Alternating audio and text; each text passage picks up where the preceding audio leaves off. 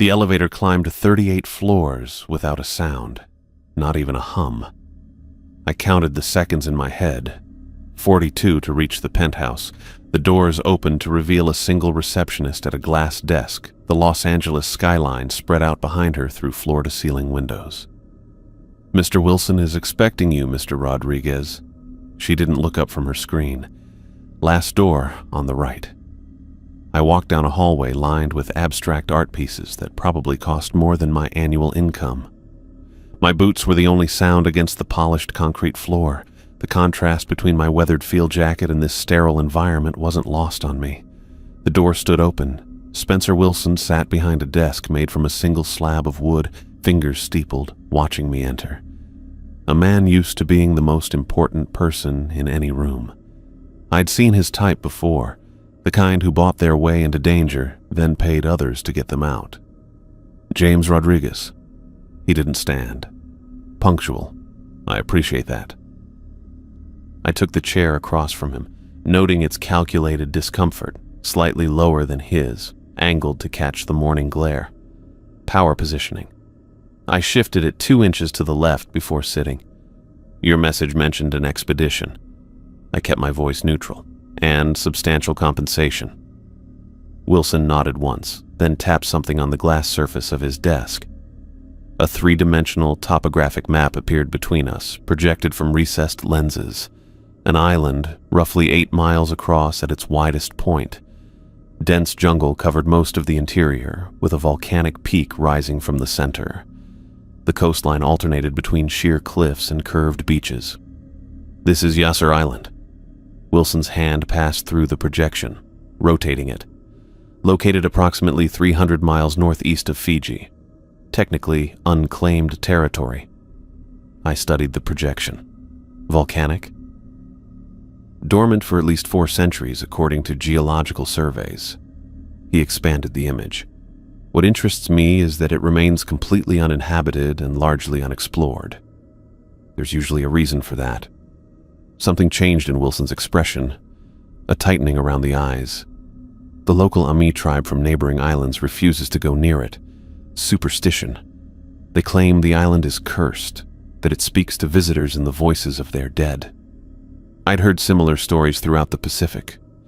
Indigenous knowledge often contained kernels of truth wrapped in mythology. Underwater currents, poisonous plants, geological instabilities reframed as spiritual dangers. "What exactly are you proposing, Mr. Wilson?" $5 million, he stated the figure flatly. "For 2 weeks on the island. You'll lead a research team, establish a base camp, and ensure everyone returns safely. Your Air Force background and survival expertise make you uniquely qualified." I kept my expression neutral despite the figure. $5 million would solve every financial problem I'd faced since leaving the service 3 years ago. It would secure Clara's college fund. The amount was deliberately excessive.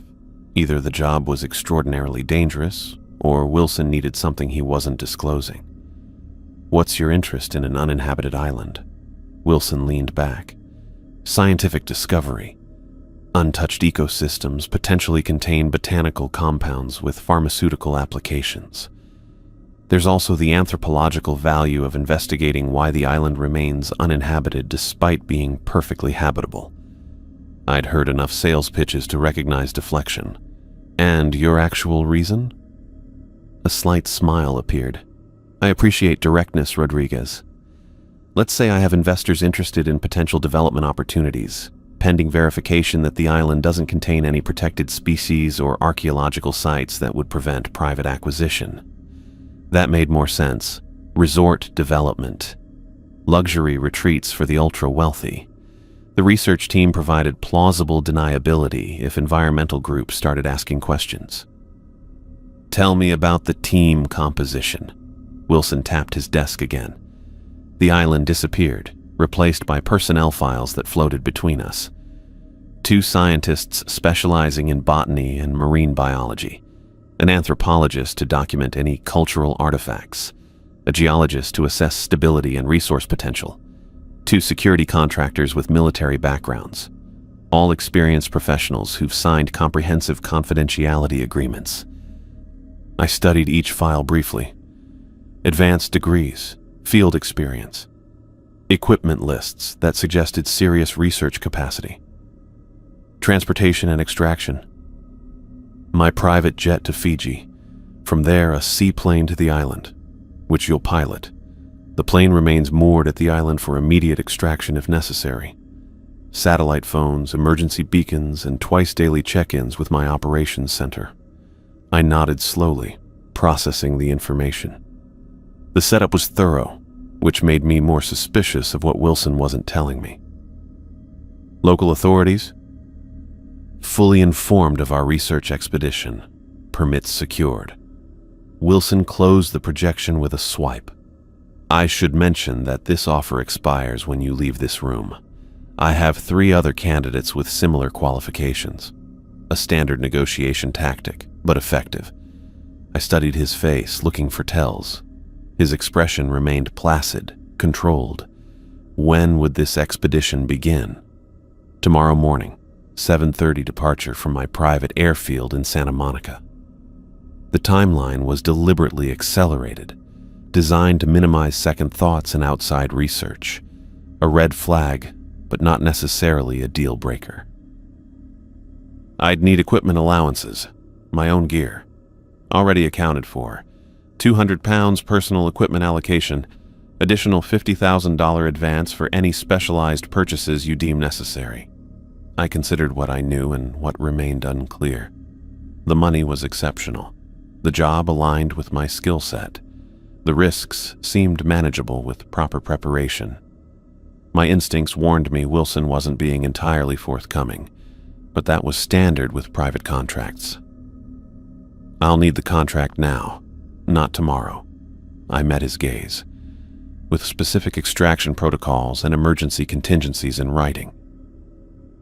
Wilson opened a drawer and removed a leather portfolio, sliding it across the desk without hesitation.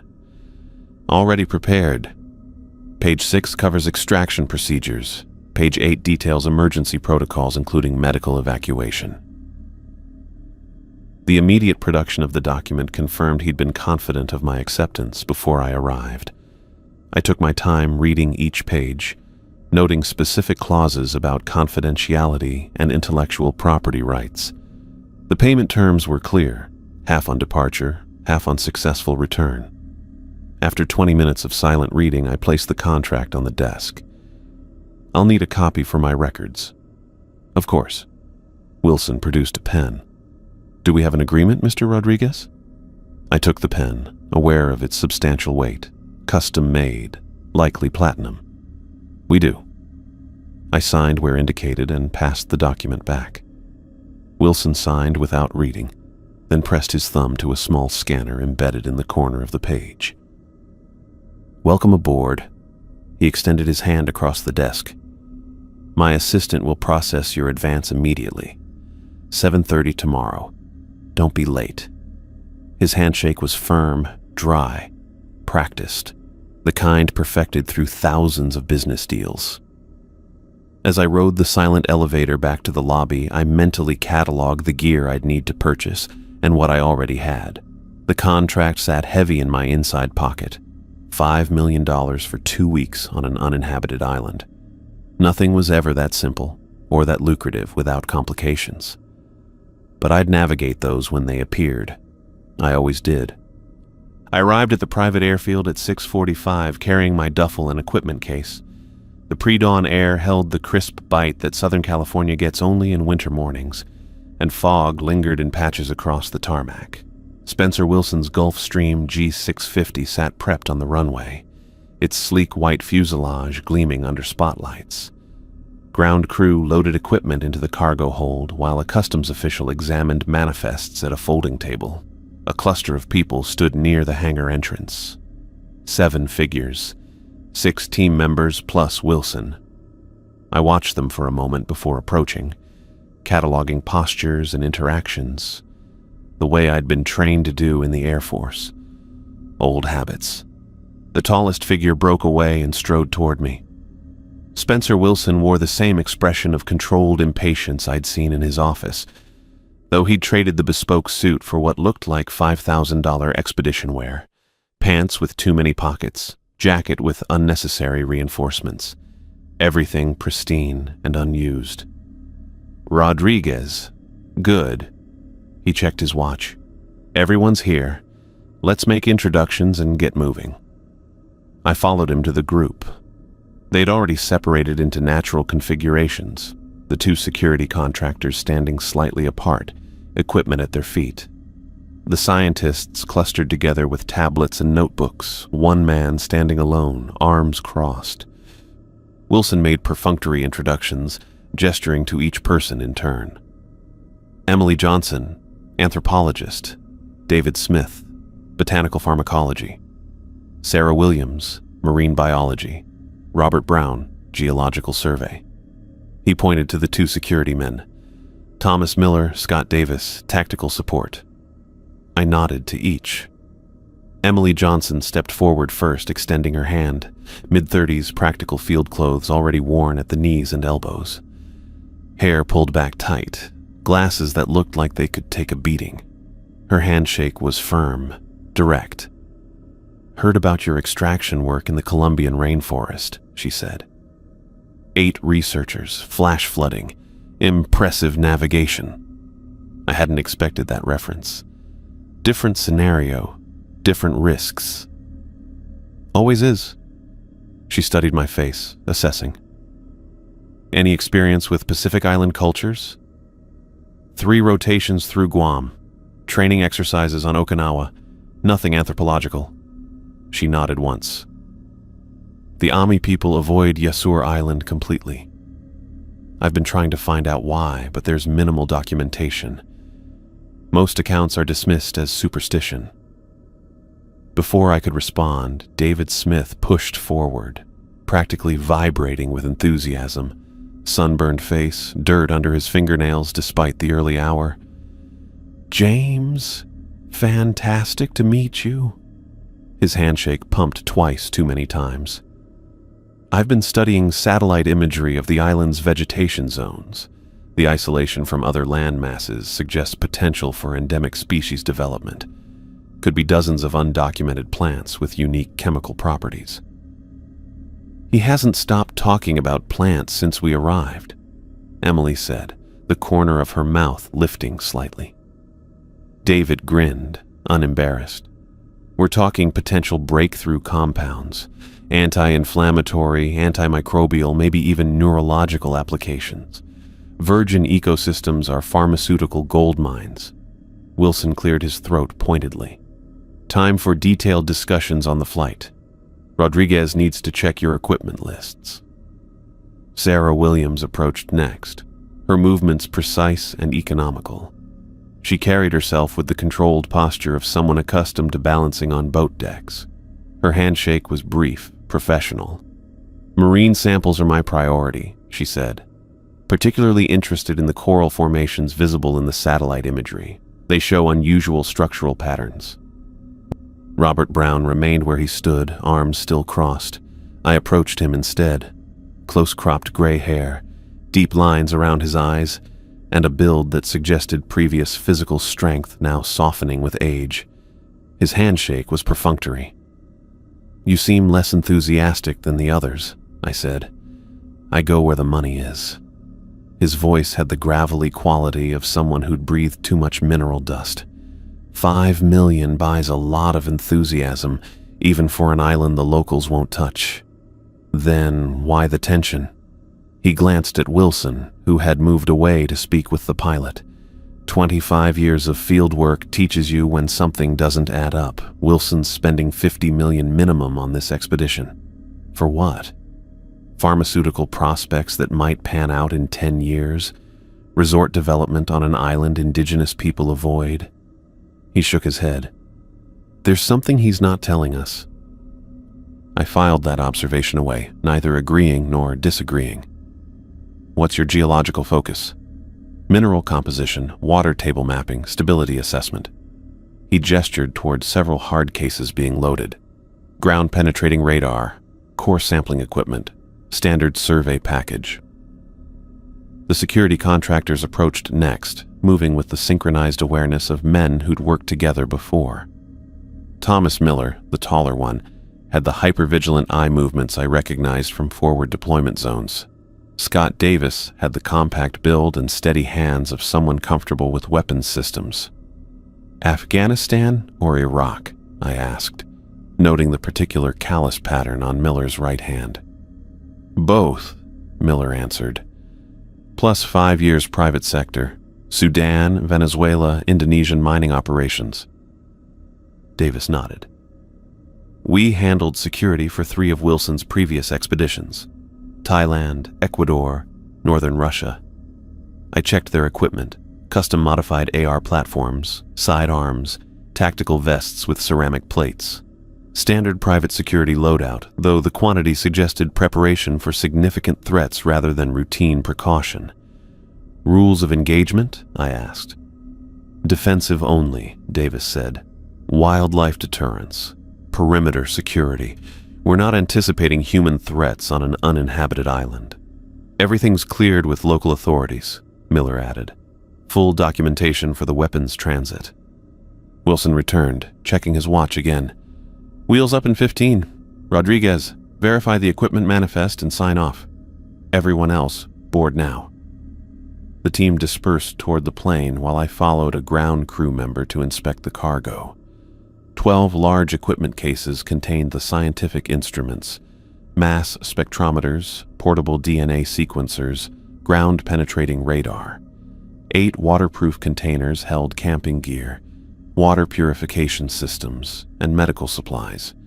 4 hard cases carried the security equipment. My own gear looked modest by comparison. The customs official handed me a clipboard with the manifest. I checked each item against what I'd seen loaded, noting weights and dimensions, then signed the bottom. Procedure before departure, always. Wilson approached as I finished. Everything satisfactory? Equipment looks comprehensive. I handed back the clipboard. Somewhat excessive for a 2-week survey. I prefer thoroughness. His tone made clear the topic wasn't open for discussion. The seaplane is already in Fiji. Cessna Caravan on amphibious floats should accommodate all essential equipment for the second leg. I boarded the jet last, noting how the team had arranged themselves. Emily and Sarah sat together, comparing notes on tablets. David had spread botanical reference materials across his table. Robert sat alone, staring out a window. The security contractors occupied the rear seats, equipment between them. Wilson took a single seat near the front, already engrossed in his phone. I stored my bag and took an empty seat with sight lines to everyone. The engines spooled up, and the safety briefing played automatically on cabin screens. No flight attendants, just the cockpit crew behind a closed door. As we taxied, Emily moved to sit across from me. "You've got questions," she said. It wasn't a question. "About the island?" "Several." "About us." She gestured toward the team. "You're evaluating whether we'll be liabilities in the field." I didn't deny it. "Standard procedure for expedition leadership." She nodded. "I've done 17 field expeditions, including 3 to remote Pacific islands. Published work on cultural migration patterns across Oceania. My father was an anthropologist who specialized in indigenous knowledge systems before..." She hesitated. "Before switching to administrative work, I know how to conduct myself in challenging environments." "Your interest in this particular island?" "The complete absence of human habitation despite its habitability. Islands with fresh water, abundant food sources, and strategic positions are never left empty in the Pacific, not for thousands of years of human migration." She lowered her voice. "And the Ami avoidance suggests cultural significance that contradicts typical settlement patterns. That's worth investigating." The plane reached cruising altitude. David moved to join our conversation, bringing a tablet filled with plant diagrams. "The botanical potential is extraordinary," he said, showing me satellite imagery with vegetation zones highlighted. "This northwestern section shows color variations consistent with unique alkaloid-producing species, and these coastal formations could be mangrove relatives with novel chemical properties." His enthusiasm seemed genuine, if excessive. Sarah remained in her seat, methodically organizing waterproof notebooks. Robert stared at the ceiling, apparently lost in thought.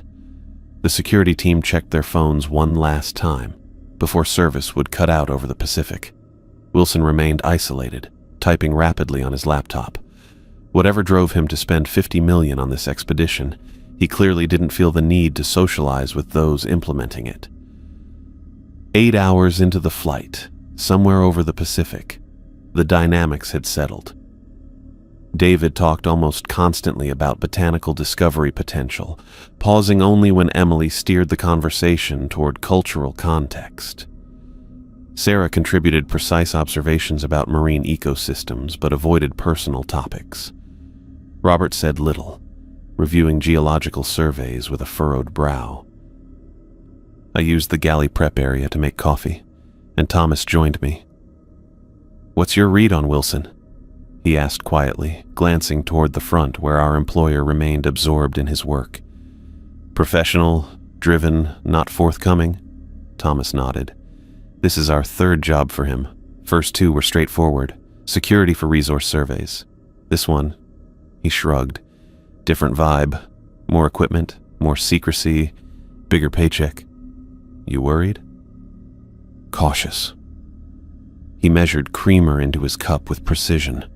Wilson quadrupled our usual rate, told us to prepare for unusual wildlife encounters without elaborating, wouldn't let us contract additional personnel. "What kind of wildlife are you expecting?" "Nothing specific in the briefing materials, just potentially aggressive indigenous species." He sipped his coffee. "Could be wildcats, could be Komodo dragons, could be nothing.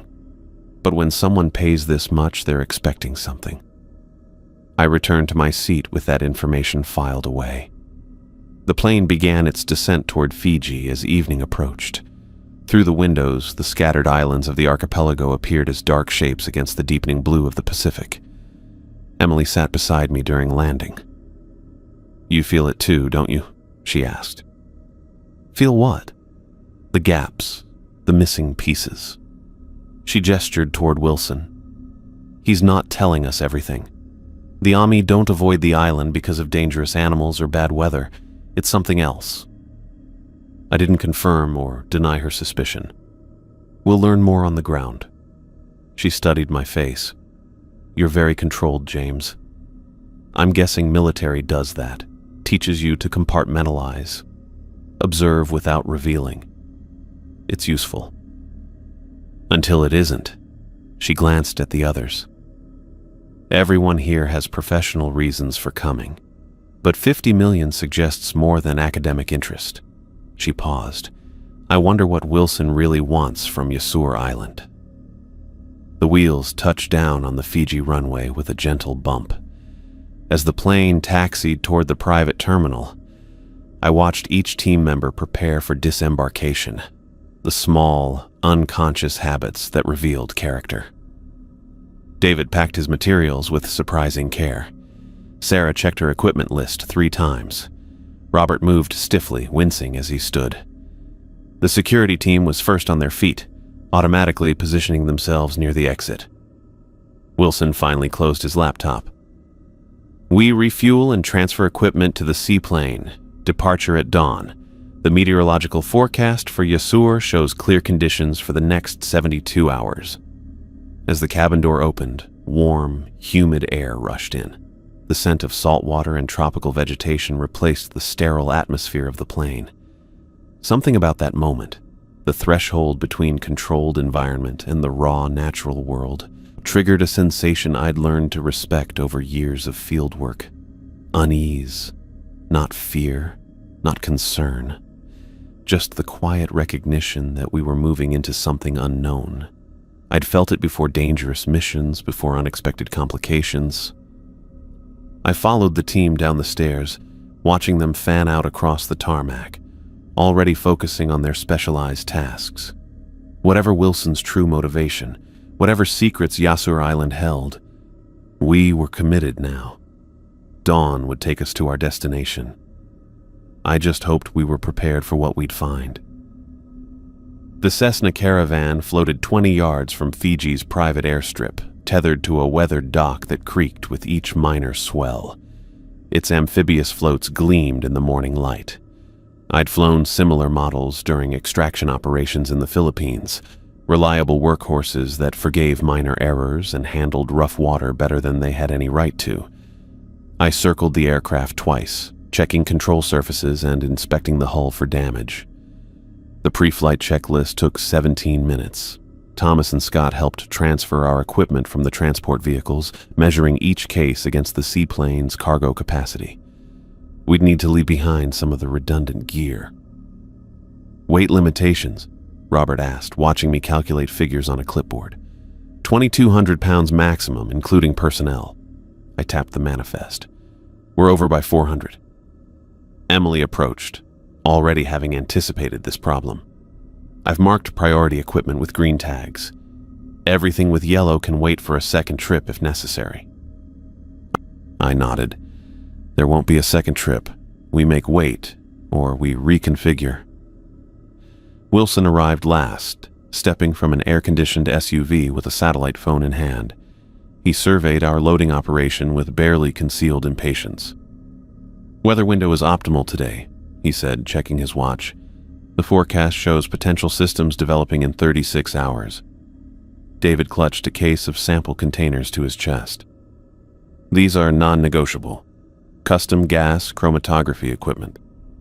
I made the necessary adjustments to the manifest, cutting where possible. We eliminated backup camping gear, reduced water reserves since the island reportedly had freshwater streams, and left behind one of the radar units. Thomas and Scott consolidated ammunition into a single case. The loading took 43 minutes.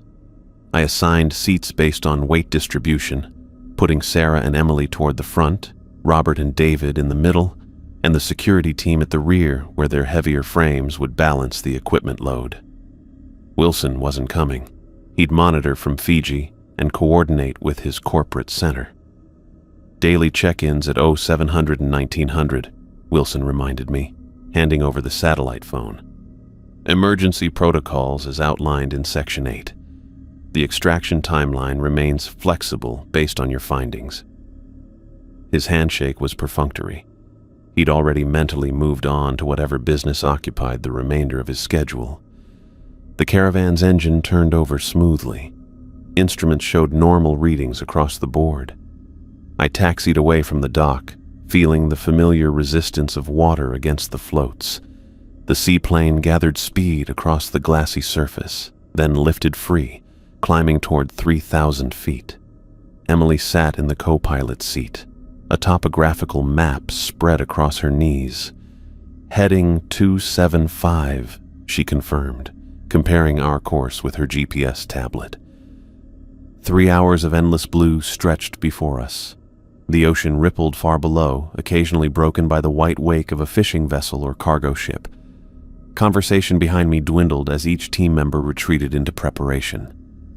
David flipped through botanical reference materials, muttering occasionally about potential endemic species differentiation.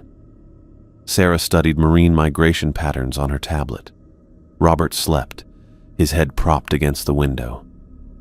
The security team performed equipment checks, methodically inspecting each piece of gear before repacking it. 2 hours and 17 minutes into the flight, Emily tapped my arm and pointed ahead. First visual. Yasur Island materialized on the horizon, a jagged green teardrop rising from the Pacific. The volcanic peak stood approximately 2,000 feet above sea level, its slopes covered in dense vegetation that ran nearly to the water's edge. White sand beaches wrapped the southern and eastern sides, while sheer cliffs dominated the northern face. Looks exactly like the projection, I said. Emily frowned, making notes. Unusual lack of coastal development. Most Pacific islands show some evidence of human presence. Fishing camps, temporary structures, boat landings. As we descended to 1,200 feet for a closer look, something shifted in my perception. The island was objectively beautiful, vibrant greens against turquoise waters, perfect beaches untouched by footprints. But something felt wrong. Not dangerous, necessarily. Just wrong. I'd experienced similar sensations before, usually before ambushes or natural disasters. The atmospheric pressure before a storm, the unnatural silence before an attack. Nothing specific I could identify or report, just a feeling that crawled across the back of my neck. "You feel it too," Emily said quietly. Not a question. I circled the island once, noting potential landing sites. The western lagoon offered the calmest water and closest access to the beach. I began the approach, watching for submerged obstacles or unexpected currents. "Everyone secure your equipment," I called back. "Landing in 3 minutes." The caravan settled onto the lagoon's surface with minimal resistance. I cut the engine to idle and let momentum carry us toward the beach. The water was remarkably clear. I could see white sand 15 feet below, unmarked by anchor scars or debris. "We made it," David said, his excitement breaking the silence. "Untouched botanical paradise. Look at those tree lines. Completely undisturbed canopy structure." I steered the plane parallel to the shore, approximately 30 yards out. The water depth held steady at 8 feet, close enough to unload easily, deep enough to keep the aircraft safely afloat. "Thomas, Scott, secure a line to shore and begin unloading procedures," I said. "Sarah, scan the beach for any signs of wildlife. Robert, identify the most stable ground for base camp. Emily, document initial observations." The methodical work of establishing our presence began immediately. Thomas waded to shore with a mooring line, securing it to a fallen tree trunk. Scott followed with the first equipment cases. The water reached mid-thigh, warm against my legs as I helped pass gear from plane to shore. The beach extended approximately 60 yards from water to jungle's edge. Fine white sand gave way to harder packed ground near the tree line, where gnarled roots reached toward the shore. No footprints, no garbage, no coconut husks or fishing line, no bird tracks at the water's edge. "Check your equipment thoroughly before moving inland," I reminded everyone. "Once we establish base camp, maintain visual or radio contact at all times." It took 73 minutes to unload the plane and arrange equipment in organized clusters on the beach. The sun beat down from directly overhead, pushing the temperature to approximately 92 degrees, with humidity to match. Despite the heat, no one complained. $50 million tends to suppress minor discomforts. Emily walked the length of the beach, taking photographs and soil samples every 20 feet. Her methodical documentation contrasted with David's barely contained excitement as he hovered at the jungle's edge, cataloging visible plant species. "James," Sarah called from where she knelt at the waterline. "Come look at this." I joined her, noting the unusual clarity of the water. She pointed to the sand beneath the gentle waves. "No shells," she said. "No crustacean remains, no seaweed deposits." I scanned the beach in both directions. "Could be the current patterns." She shook her head. "Even the most isolated beaches show some evidence of marine life cycle. This is..." She paused, searching for the right word. "Sterile." Robert joined us, notebook in hand. "Same observation on land. No insect activity in the sand. No burrowing evidence." "There's plenty of life in the jungle," David called, pointing to the dense vegetation. "Complex ecosystem structure. Multiple canopy layers." I made a note to establish baseline environmental readings before nightfall. Whatever scientific anomalies existed, we needed documentation rather than speculation. By mid-afternoon, we'd established a perimeter. Thomas and Scott set up motion sensors at 20-yard intervals along the tree line. Tents formed a semicircle facing the water, with the command center, a reinforced canopy housing communications equipment, positioned centrally. "Radio check," I said into the handheld unit. 5 confirmations came back immediately, each team member reporting their position and status. Thomas approached, wiping sweat from his forehead. "Perimeter is secure. No signs of large wildlife or human presence. Motion detectors active. Generator? I asked. Operational. Solar backup charging. Fuel reserves for 14 days at current consumption rates. I nodded, making a note on my clipboard. Mandatory equipment check at 1800. First communication window with base at 1900. The day passed in the structured routine of camp establishment. Water purification systems were tested with samples from both the ocean and a small stream that emerged from the jungle 200 yards north. Food supplies were inventoried and stored in animal-proof containers. Medical kits were positioned in each tent and the command center. As afternoon shifted toward evening, I noticed something that had been bothering me since arrival. The silence. Tropical environments typically hummed with insect noise, bird calls, the rustle of small animals. Here, the only sounds came from our own activities and the gentle lap of waves against the shore. "It's too quiet," Scott said, verbalizing my thoughts as he stopped beside me. No birds, no monkeys, no insects. Nothing. Emily overheard him. The Ami tribes reportedly avoid this island entirely. Indigenous peoples rarely abandon resource-rich environments without significant reason. Like what? Scott asked.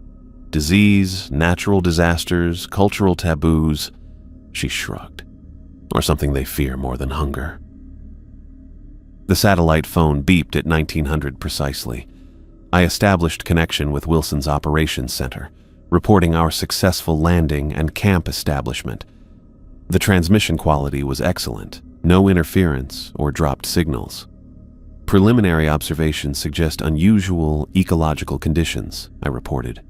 Complete absence of visible wildlife and minimal evidence of marine ecosystem. All team members are healthy and equipment is functioning normally. Acknowledged, came the response from Wilson's assistant. Continue with established research protocols. Next check-in 0700 tomorrow. Darkness fell quickly, as it does in the tropics. The temperature dropped 10 degrees, bringing welcome relief from the day's heat. The generator hummed quietly, powering the perimeter lights and charging stations for equipment. The security team established watch rotations. Thomas first, then Scott, then me for the pre-dawn hours. I gathered everyone for a brief meeting before they retired to their tents. Standard expedition protocols apply, I reminded them. No solo excursions. Maintain radio contact, report anything unusual immediately, no matter how insignificant it might seem. David couldn't contain his enthusiasm despite the long day. Initial botanical samples show unique cellular structures. 3 specimens I can't identify in any existing database. Tomorrow we push inland to the lower slopes. Sarah was more reserved. I'll begin marine sampling at dawn. The unusual absence of visible ocean life requires investigation. Robert said nothing, staring out at the darkened water. When the meeting broke, he lingered. Something bothering you? I asked. He rubbed his face with one hand. Probably nothing, just... He gestured vaguely at the island. Doesn't feel right. Places have personalities, you know. Spend enough time in the field, you develop a sense for it. And this one? Feels like it's watching us. He shook his head. Forget it. Long day, unfamiliar environment. I'll run proper geological surveys tomorrow. He walked away, shoulders hunched against some invisible weight. I made a mental note to monitor his condition. Field expeditions often revealed psychological stress that remained hidden in normal environments. I checked the perimeter one final time before retreating to my tent. The island remained eerily silent. No wind rustled the leaves. No waves crashed against the shore. Even our generator seemed muted, as though the air absorbed sound rather than carrying it. In my tent, I laid out my equipment for the next day. Sample bags, GPS unit, field notebook, sidearm. I checked the satellite phone's charge and placed it within arm's reach of my sleeping bag. Standard procedure, same as dozens of other expeditions. Yet as I settled in for sleep, that persistent feeling of wrongness remained. Not danger. At least not immediate danger. Just the certainty that Yasur Island was fundamentally different from anywhere I'd been before. Spencer Wilson had paid $5 million for my expertise in navigating uncertain situations. As I closed my eyes, I wondered if even that sum was adequate compensation for whatever waited in the jungle beyond our camp. I woke 15 minutes before my scheduled watch. The luminous dial on my field watch read 2:45 in the morning. Thomas would be outside halfway through his shift. The tent fabric above me was perfectly still, no breeze off the water tonight. The camp generator hummed at quarter power, just enough to maintain perimeter lighting and essential equipment. I pulled on my boots, laced them methodically, and checked my sidearm before unzipping the tent. Thomas stood at the edge of our camp boundary, back rigid, head slightly cocked. Not the relaxed posture of routine surveillance. Something had him on alert. "All quiet?" I asked, keeping my voice low. He startled. Not a good sign from a man with his training. His hand moved instinctively toward his holstered weapon before recognition registered. "Didn't hear you approach." His eyes returned to scanning the tree line. And no, not quiet. I listened.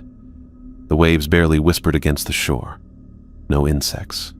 No nocturnal birds. Nothing. "What did you hear?" "Voices." Thomas shifted his weight, uncomfortable with his own assessment. "About 20 minutes ago, coming from there." He pointed to a section of jungle roughly 50 yards northeast of our position. "What did they say?" "Couldn't make it out. Not English. Not any language I know." He ran a hand across the back of his neck. Sounded like multiple speakers talking over each other. Then it stopped. I checked the motion sensors. All green indicators, no perimeter breaches. "You swept the area?" "Twice. Nothing." Thomas kept his eyes fixed on the trees. "I've done jungle ops in Southeast Asia, Central America, Philippines. Heard all kinds of wildlife. This wasn't that." I nodded, neither confirming nor dismissing his assessment. We'd been on the island less than 18 hours. Too early to draw conclusions. "I'll take over. Get some rest." Thomas hesitated, reluctant to leave his post while uncertain threats remained. Military conditioning ran deep. "I documented it in the log," he said finally. "Time bearing duration. Scott's due up at 400. He handed me the night vision monocular and walked back toward his tent. His footsteps were measured, deliberate, maintaining noise discipline even within camp. I settled into the watch position, a camp chair positioned to observe both the beach and the jungle edge. The perimeter lights created a 30-yard circle of visibility around our equipment. Beyond that, darkness. Sarah emerged from her tent at 3:18, moving with the quiet efficiency of someone accustomed to not disturbing others. She nodded when she saw me, then walked toward the water's edge, stopping just before the gentle surf. I watched her silhouette against the starlit ocean for 8 minutes before she returned, her face taut. "Everything all right?" I asked. "I saw someone walking on the beach." Her voice was steady, clinical. "Approximately 100 yards south, walking north then. Gone." I stood. "When?" "Just now. Figured it must be one of us, but..." She glanced back at the row of occupied tents. "Everyone's accounted for." I grabbed my flashlight. "Show me." We walked the shoreline, keeping 10 feet between us and the water. Sarah pointed to the spot where she'd seen the figure. "Right there, moving like this." She mimicked a casual walking pace. "Not hurrying, just walking along the tide line." I swept my light across the wet sand. No footprints except our own leading from camp. The beam caught nothing but unbroken beach stretching into darkness. How clear was the sighting? Clear enough to see it was human-sized, walking upright. Sarah crossed her arms. Not clear enough for features or clothing details. I called out. It disappeared. I made a slow, methodical sweep with the light. Nothing disturbed the pristine sand. Could have been shadow play. Light refraction off the water. Sarah was too professional to argue.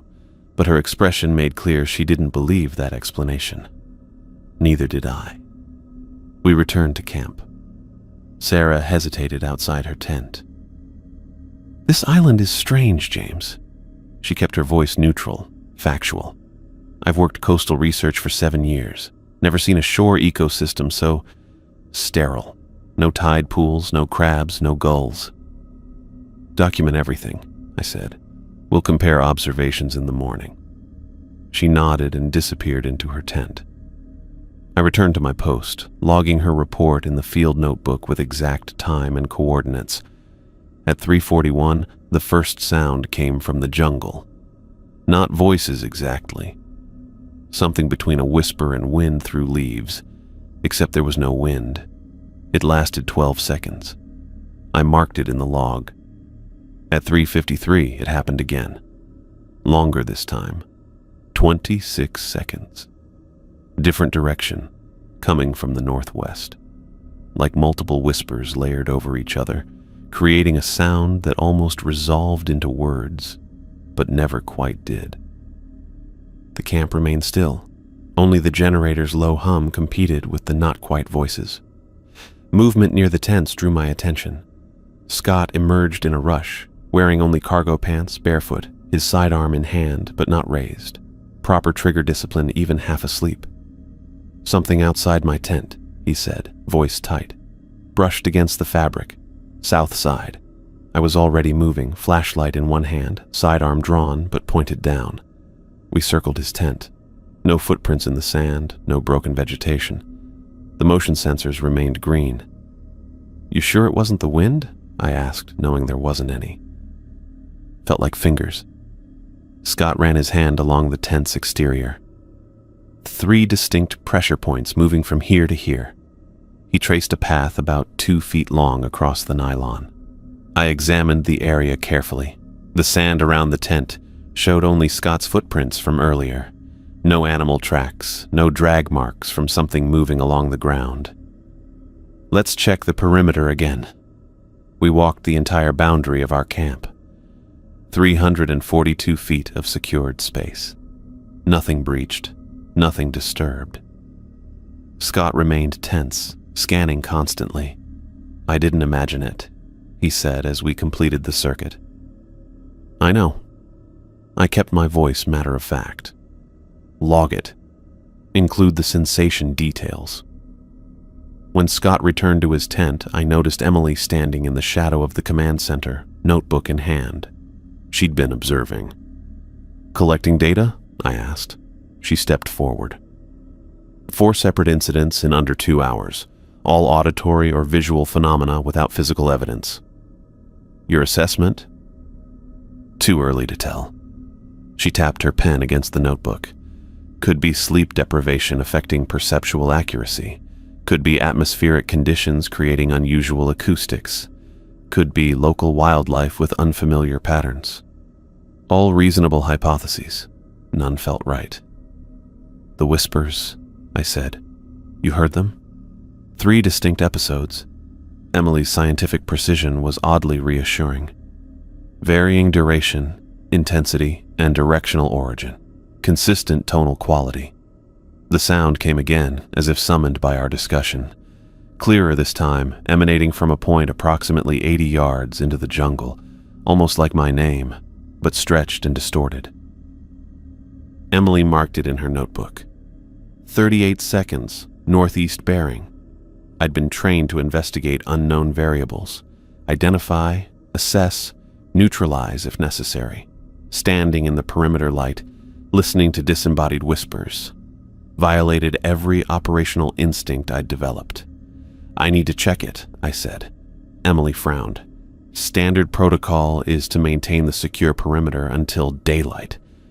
Standard protocol assumes standard conditions." I retrieved my pack from beside the command center chair, checking the flashlight batteries and radio. "I'll stay within 50 yards of camp. Radio check every 5 minutes." Emily didn't argue further. She knew I wouldn't go beyond sensible risk parameters. I moved toward the northeast boundary, stepping through the perimeter light into darkness. The jungle wall loomed 20 yards ahead, dense and impenetrable in the night.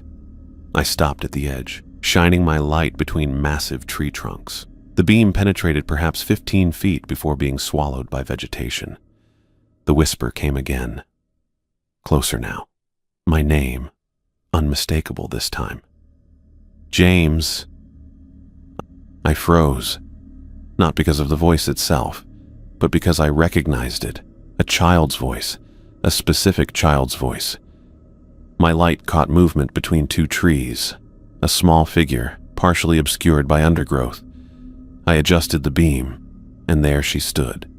Clara, my daughter, 10 years old, wearing the yellow sundress from the photo on my desk at home. Her hair in the same uneven pigtails she'd insisted on doing herself that morning, the morning of the accident. 3 years, 4 months, and 17 days ago. The rational part of my brain cataloged the impossibility. Clara died on an operating table in Baltimore while I was deployed overseas. I didn't make it back in time. Her ashes sat in an oak box on my bookshelf. These were facts. Yet there she stood, 27 feet away, partially translucent, the foliage behind her visible through her form, but unmistakably Clara. "Daddy," she said, smiling that gap-toothed smile from 2nd grade. "I've been waiting for you." My hand holding the flashlight didn't shake. My breathing remained controlled.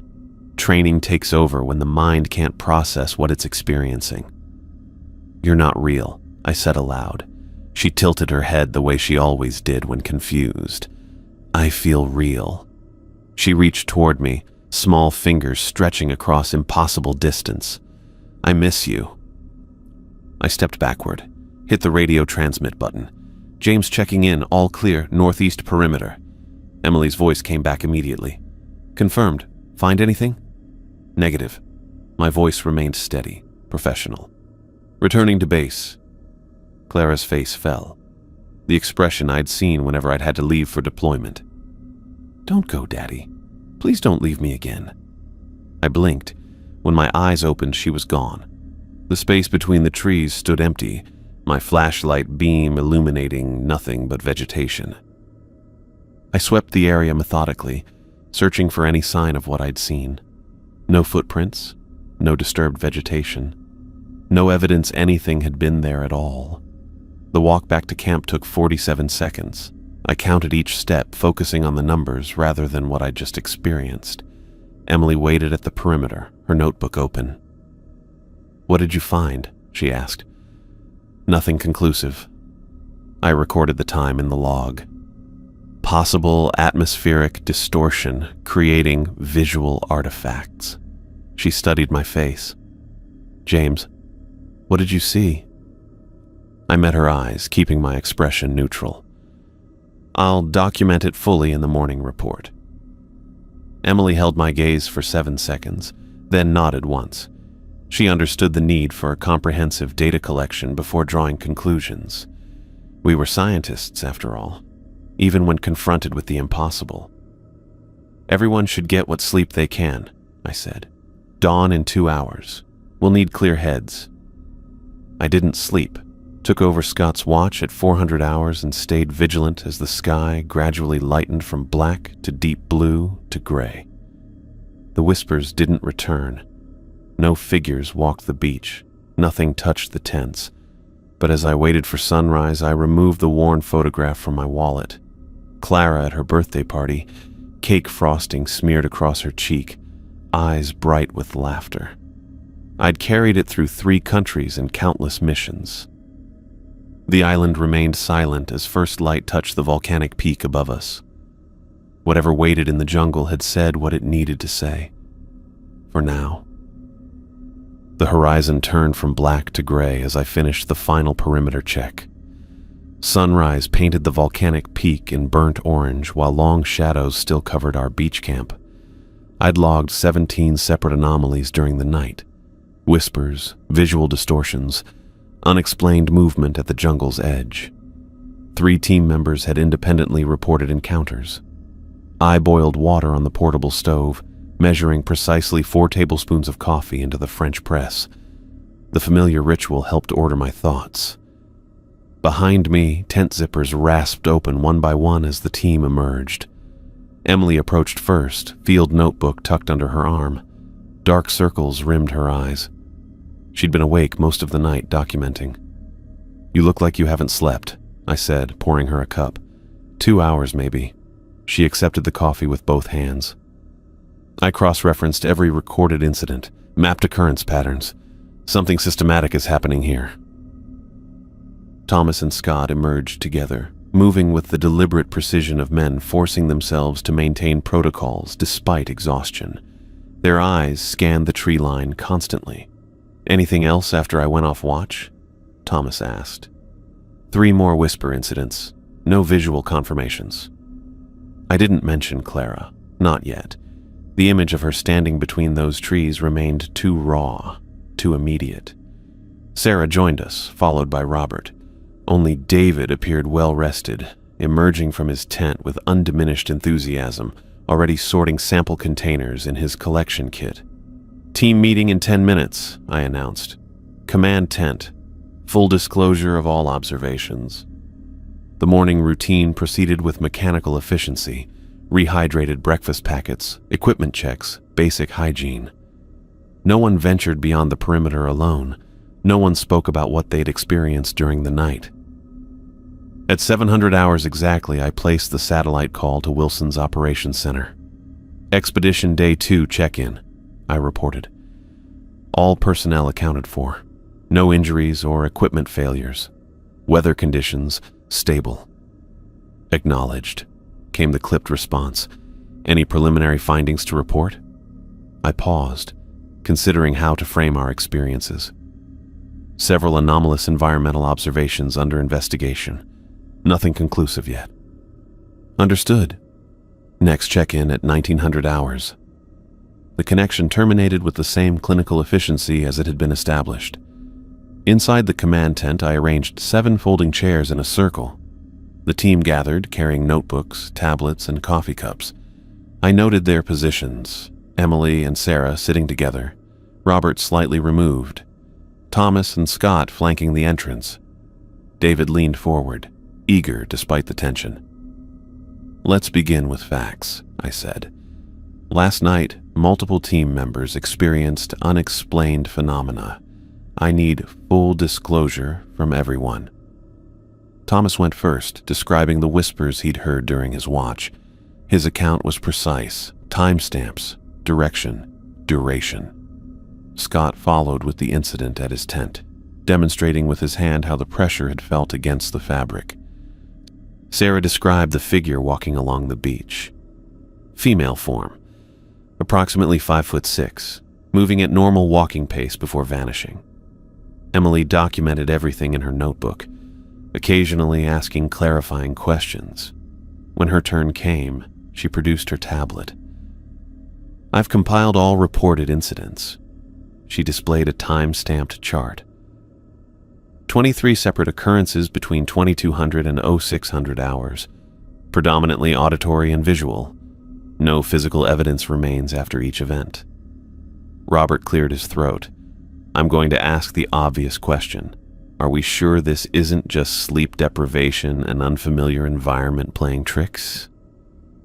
"That was my first hypothesis," Emily replied. "But the consistency of the reports and multiple independent confirmations suggest otherwise." David couldn't contain himself any longer. "I think I know what's happening." He pulled out his own tablet, scrolling rapidly through botanical reference images. "This morning I found these growing just beyond our perimeter." He displayed photographs of small pale fungi clustered at the base of a tree, taxonomically similar to Psilocybe astacorum, but with structural differences. Many fungi in this family produce psychoactive compounds, specifically those that induce auditory and visual hallucinations. Emily leaned forward. "That actually aligns with my historical research." She switched to a different file on her tablet. "I've been comparing the limited records of this region with what we're experiencing." She turned the screen toward us. The document showed scanned pages from what appeared to be a ship's log, dated 1807. Dutch trading vessel documented an indigenous tribe living here 200 years ago. They called themselves the Vaatu. The tribe apparently vanished sometime between 1807 and 1825, when the next documented European contact found the island uninhabited. Thomas frowned. What happened to them? Unknown. But the Dutch records describe ritual practices involving plants the Vaatu believed allowed communication with deceased ancestors. Emily scrolled to another page. The log specifically mentions tribe members, speaking to those who had crossed the veil after consuming preparations from local flora. David clapped his hands together once. Exactly. The spores from these fungi could be airborne, water-soluble, or both. We're all being exposed to low doses of naturally occurring hallucinogens. Relief washed through me, a scientific explanation for what I'd seen. Not Clara, not really. Just chemical compounds interacting with memory and grief. That would explain the shared symptomatology, Emily said, and why the experiences seem more intense at night, when ambient spore concentration might increase with dropping temperatures. Robert nodded slowly. Testable hypothesis. I can collect air and soil samples, analyze for psychoactive compounds. I've been logging environmental data since we arrived, Sarah added. Temperature drops approximately 18 degrees after sunset. Relative humidity increases by 27%. Perfect conditions for fungal activity. The conversation continued, a comfortable retreat into scientific methodology. Hypotheses, testing protocols, equipment requirements, the familiar language of investigation rather than the unsettling reality of what we'd experienced. Finally, I cleared my throat. My turn. The tent fell silent. At approximately 0340, I investigated sounds at the northeast perimeter. I described moving to the jungle's edge, the whispers, the flashlight beam cutting through darkness. I observed what appeared to be a human figure standing 27 feet inside the tree line. Emily stopped writing. Did you recognize the figure? I met her eyes, then looked around at the others. Scientific explanations aside, they deserved complete disclosure from their team leader. Yes, my daughter, Clara. She died 3 years ago. No one spoke for 17 seconds. I continued, keeping my voice level. She appeared partially translucent, spoke my name, called me Daddy, used her exact voice. I paused, then disappeared when I blinked. David nodded vigorously. Classic hallucinogenic manifestation. The compounds typically amplify existing emotional pathways, especially trauma, loss, significant memories. You've all been very forthcoming, I said. Now I need to know. Did anyone else see someone they've lost? The silence stretched for 23 seconds. Thomas looked at his hands. My brother. Between the trees. Just for a second. Scott shook his head. Nothing like that. Just the pressure on my tent. Sarah stared at the ground. I didn't see anyone specific. Just the figure on the beach. Robert remained silent, arms crossed. The scientific explanation had created a foundation we could build on, something tangible we could address. But I noticed how Thomas's hand trembled slightly, how Robert wouldn't meet anyone's eyes, how Sarah's knuckles whitened around her coffee cup. Here's what we do, I said. We establish a more substantial base camp inland, away from the beach. If David's theory about the fungi is correct, changing our location might reduce exposure. Emily nodded. The Dutch records indicate the Vaatu settlement was near the freshwater source about half a mile inland. Higher ground, better defensive position, closer to research sites. Inland also provides better access to geological survey points, Robert added, seeming relieved by the change of subject. I need core samples from at least 3 elevations. We spent the next hour mapping our inland route and organizing equipment. The plan gave everyone purpose, something concrete to focus on rather than what we'd experienced during the night. As we broke to prepare for the move, Sarah approached me outside the command tent. "James, you should see this." Her voice remained professional, but tension tightened the corners of her eyes. She led me 20 yards south, to where the jungle's edge met the beach. 3 trees stood in a rough triangle formation. She pointed to the trunk of the largest one. Carved into the bark were symbols, not fresh cuts, but old scars grown over with time. A circular pattern with lines radiating inward, surrounding what looked like a primitive face. The cuts were deep, deliberate, measuring approximately 4 inches across. "Found them this morning," Sarah said. "They're on all 3 trees. Same pattern, same positioning relative to the beach." I examined the carvings closely. Emily should document these. Already called her over. Sarah kept her voice low. "James, these markings are facing our camp, positioned at equal distances around our perimeter." I stepped back to confirm her observation. She was right. The 3 marked trees created boundary points around our position. Emily joined us, camera already in hand. She photographed the carvings from multiple angles, her expression growing more focused with each shot. "Recognize them?" I asked. "No." She adjusted her lens for a close-up. Not consistent with any documented Pacific symbolism I've studied.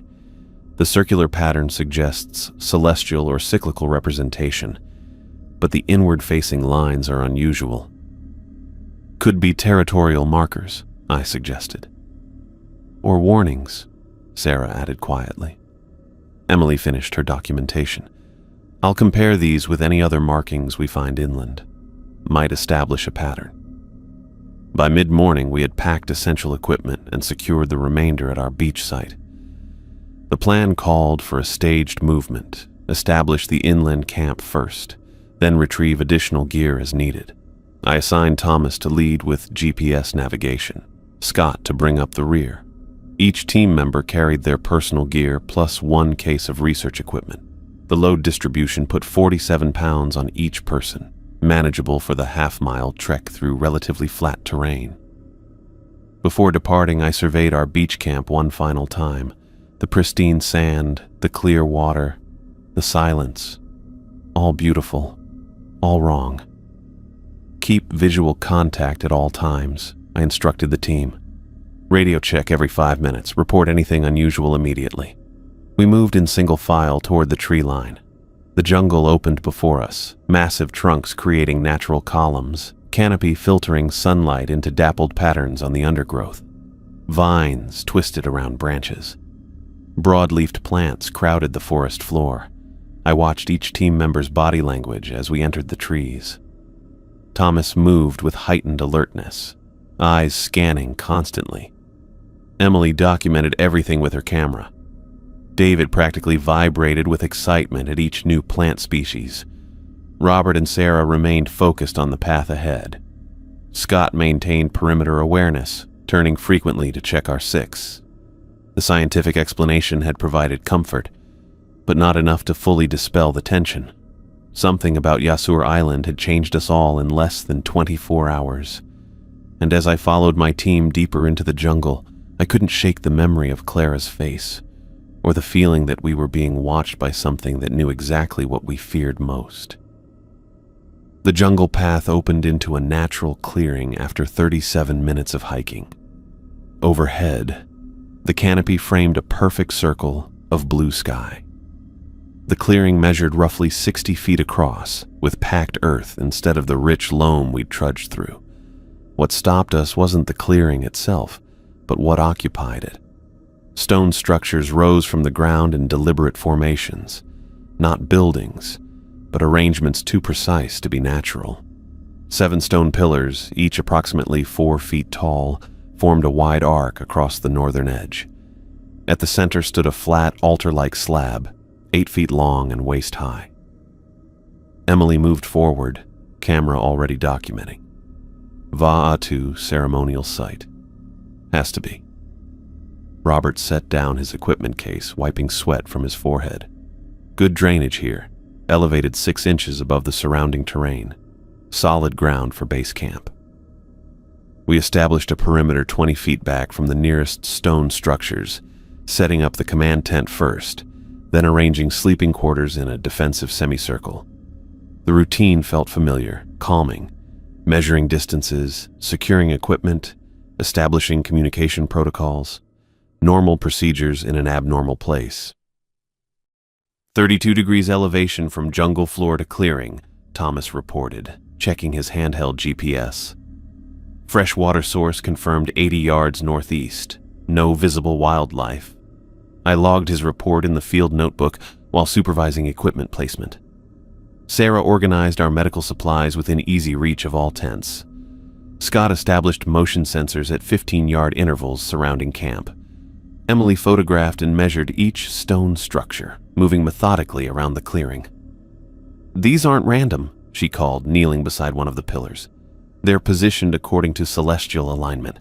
This central stone would catch the rising sun during summer solstice." David had already wandered to the edge of the clearing, plastic collection bags in hand. His enthusiasm contrasted sharply with our measured movements.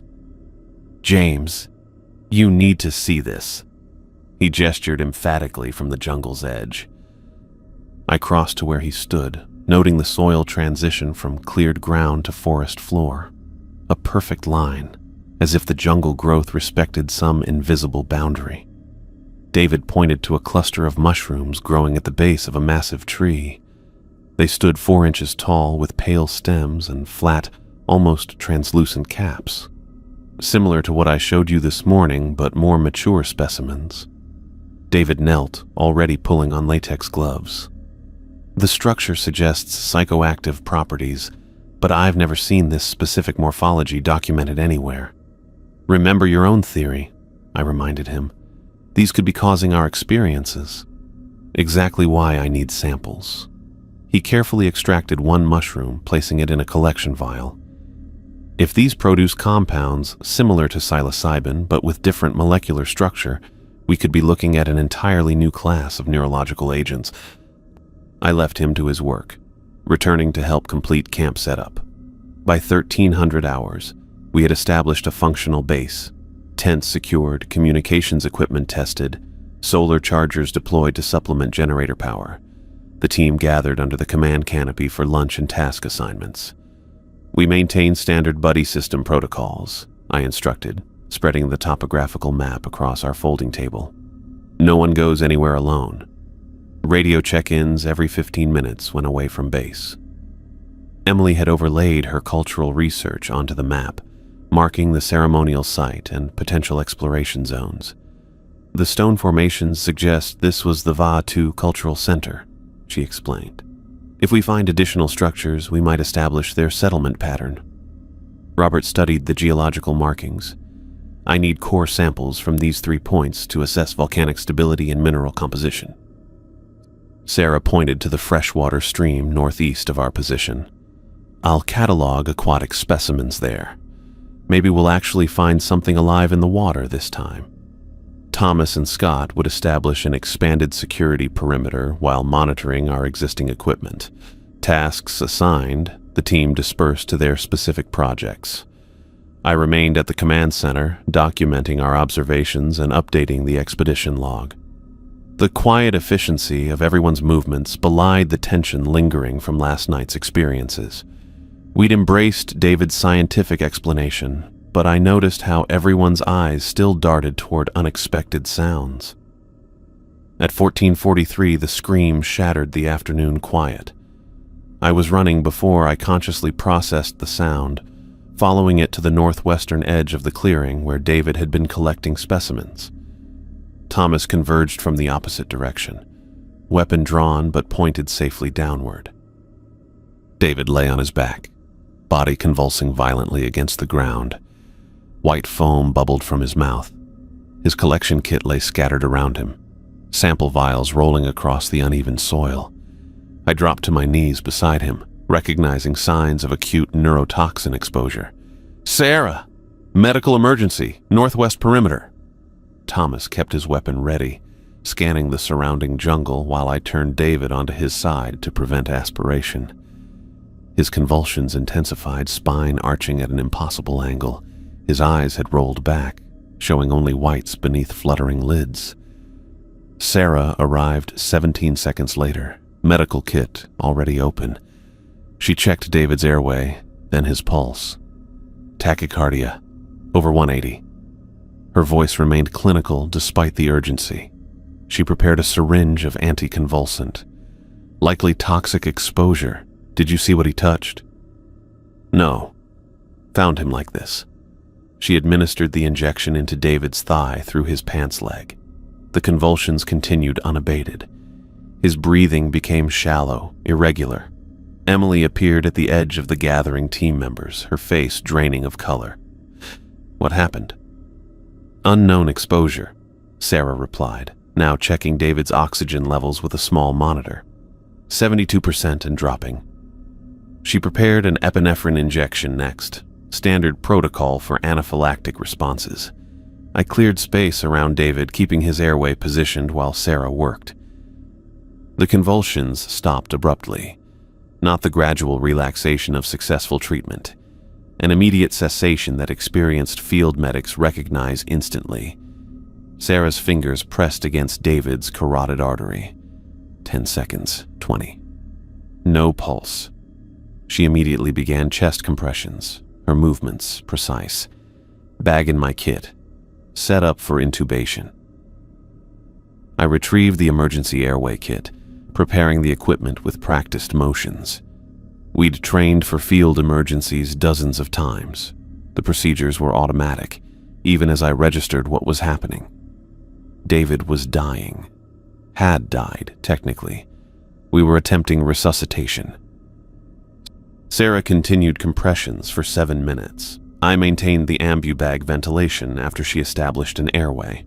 We rotated compression duties once, administered a second epinephrine dose, applied the portable defibrillator from the emergency kit. No response. At 15:07, Sarah sat back on her heels, face slick with sweat. Time of death, 15:07. The clearing fell silent except for our heavy breathing from the resuscitation efforts. The entire team had gathered, standing in a loose circle around David's body. No one spoke for 43 seconds. Robert broke the silence. What the hell happened? I examined the area immediately surrounding David's body. His collection tools lay where they had fallen. Several sample bags contained plant specimens. One open vial had spilled pale fungi across the ground. Don't touch anything, I ordered, pulling on gloves from Sarah's kit. Nobody touches any plant life without full protective equipment. Period. Emily knelt beside David's research journal, which had fallen open to his last entry. She carefully turned pages with a pencil eraser, not touching the paper directly. He documented collecting 7 fungi specimens, she read. Structurally similar to psilocybe, but with pronounced differences in cap formation and gill pattern. Manual handling inadvisable until chemical properties confirmed. That's his last entry. I examined David's hands. The latex gloves were intact, but a small tear was visible on the right thumb. Barely a 1/4-inch rip, but enough for direct skin contact with whatever he'd handled. Rapid onset neurotoxin, Sarah concluded, packing her medical supplies with mechanical precision. Her clinical demeanor provided stability in the chaos. From absorption through the skin, nothing in our medical kit could have countered something that aggressive. We needed to contain the situation, secure David's body, document everything, preserve evidence. I assigned tasks with detached efficiency, falling back on protocols when emotions threatened to overwhelm rational thought. Thomas Scott, establish a perimeter around this collection area. Mark it as contaminated. Emily, document everything before we move anything. Sarah, prepare the body for transport back to the beach site. Robert stood slightly apart, arms crossed tightly across his chest. This wasn't in the contract, he muttered. None of this was in the contract, I replied. We constructed a stretcher from tent poles and canvas, wrapped David's body in his sleeping bag, documented the exact location and circumstances with photographs and GPS coordinates. The procedures provided structure, purpose. Better than dwelling on the fact that someone who had been excitedly collecting samples 30 minutes ago was now dead. By 1600 hours, we had transported David's body back to camp and secured it in a separate tent. The team gathered again under the command canopy, faces drawn, movements stiff. "We need to notify Wilson," Emily said. I checked my watch. 3 hours until scheduled check-in. We'll report then. 3 hours? Scott's voice rose. "A man just died. We need immediate extraction." "And we'll request it during check-in," I replied evenly. "The satellite phone is for scheduled communication unless we activate the emergency protocol, which triggers an automatic military response. We need to be precise about what we're dealing with before we make that call." The pragmatic approach steadied the group. We reviewed what we knew. David had apparently been exposed to an unknown toxin from a fungus species. The exposure occurred despite protective gloves, suggesting extreme potency. The clearness of these facts provided temporary comfort against the larger implications. I established new safety protocols. No one leaves camp alone. No specimen collection without full protective gear. Hourly radio check-ins even within visual range of camp. The team accepted these guidelines without argument, the reality of David's death eliminating any potential resistance. At 17:32, Thomas reported movement at the southwestern perimeter. Something in the trees, humanoid, about 30 yards out. Scott joined him immediately. I followed, bringing binoculars from the command tent. "There," Thomas pointed toward a dense section of foliage, between those two trunks with the vines. I raised the binoculars, adjusting focus. Nothing but leaves and shadows. "It was there," Thomas insisted. His voice contained an edge I hadn't heard before. "Black hair, army jacket, my brother's jacket." I lowered the binoculars slowly. "Your brother." Thomas kept staring at the spot, body rigid. "Jeff, standing right there watching me." Scott exchanged a look with me. We both recognized the escalation from last night's experiences. "Thomas, remember David's theory about the fungi?" I said carefully. "Airborne spores affecting perception. What you're seeing..." "I know what I'm seeing." Thomas's voice hardened. "That's Jeff. Same as he looked the day before Fallujah." He turned toward me, eyes wide. "He's trying to tell me something." "There's nothing there, man," Scott said, placing a hand on Thomas's shoulder. "Let's get back to camp." Thomas shrugged off Scott's hand violently. "Don't tell me what I see. He's right there." He raised his voice, calling toward the trees. "Jeff, I'm here." I motioned for Scott to maintain distance while I tried a different approach. "Thomas, I saw my daughter last night by the beach, but she wasn't really there." "This is different," Thomas insisted. "He's trying to show me something." He took 3 steps toward the jungle before I blocked his path.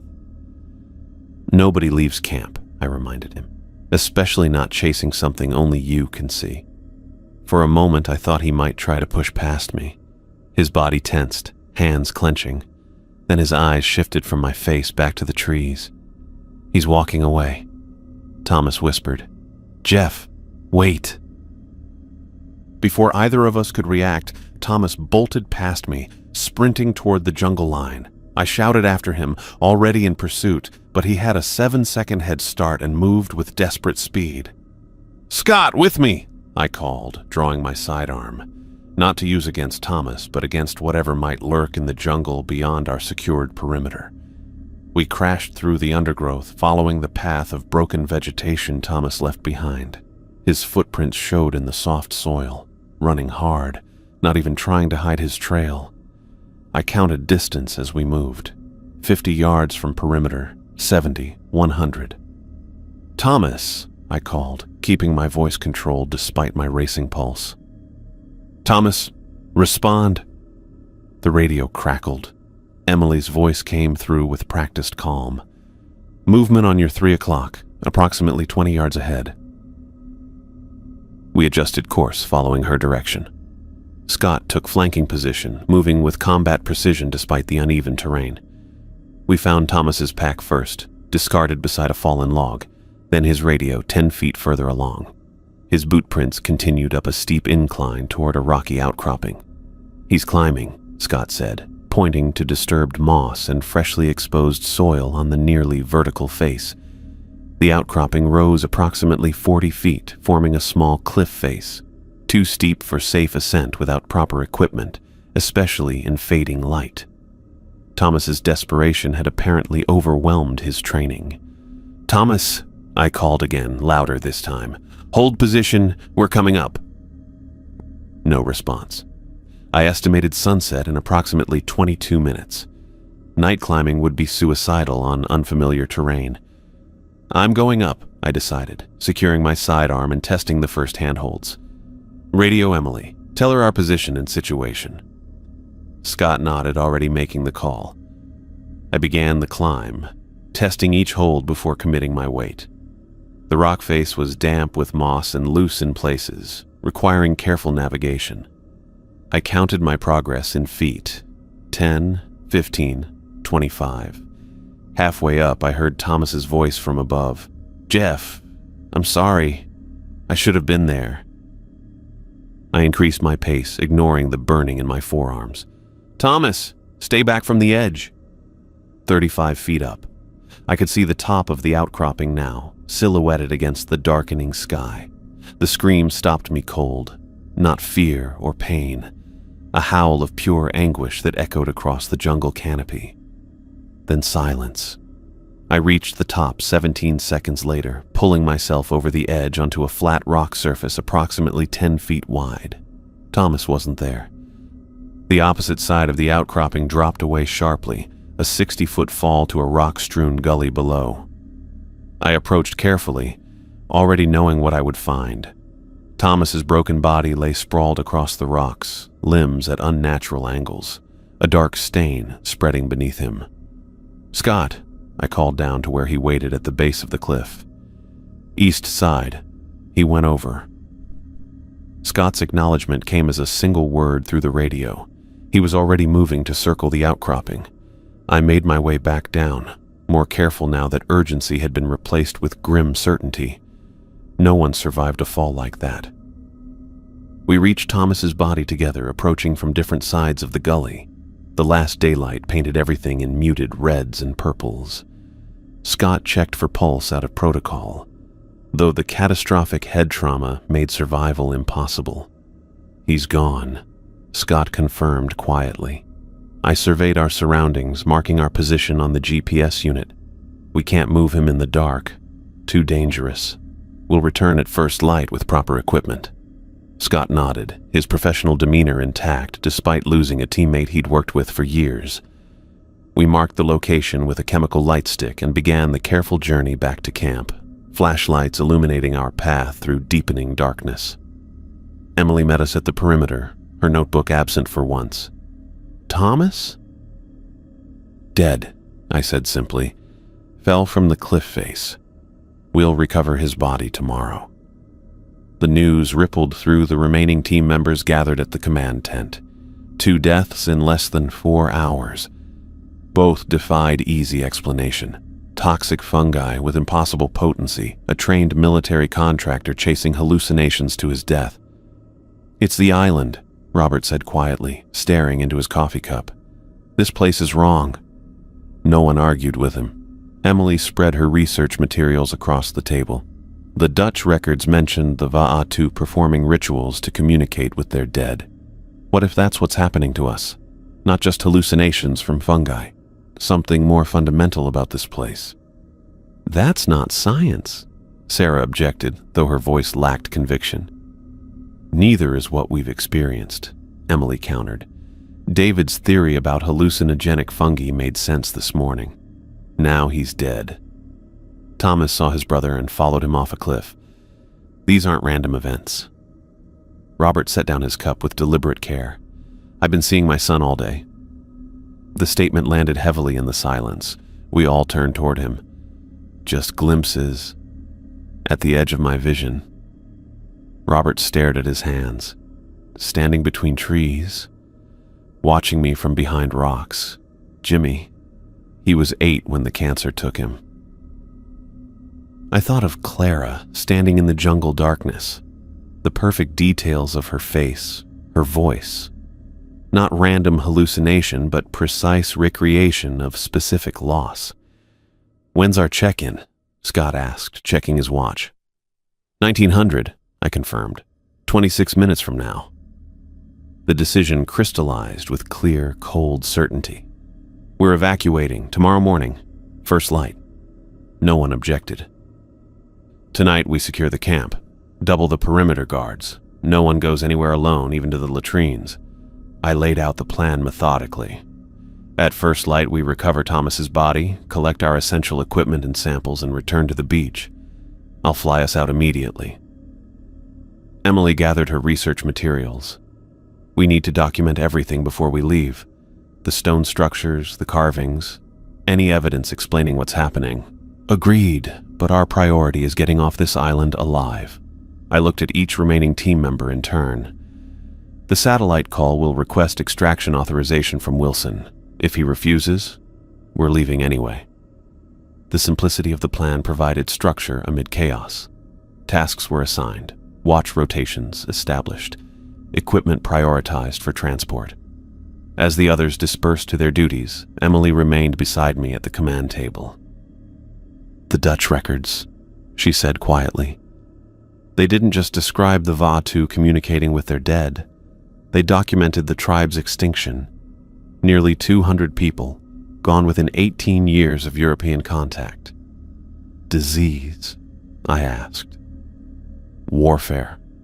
She shook her head. "The final entries describe Vatu members walking into the jungle individually, following voices, never returning." I thought of Thomas sprinting toward his brother's ghost without hesitation or self-preservation. "We leave at first light," I repeated. As night settled fully over the camp, I positioned myself at the perimeter, watching the tree line. Somewhere in that darkness, David's body lay covered in a tent, while Thomas's broken form remained on distant rocks. Morning arrived with fog clinging to the tree line. I'd been awake since 4:15, checking perimeter sensors and documenting overnight incidents. 6 separate whisper events.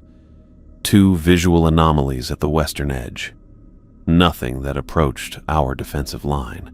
The satellite call to Wilson's operations center had gone as expected. Clinical acknowledgement of our situation, promised consultation with Wilson about extraction options, and instructions to maintain position until further orders. I'd already decided we wouldn't wait. Emily sat at the command table, cross-referencing her notes with the Dutch trading records.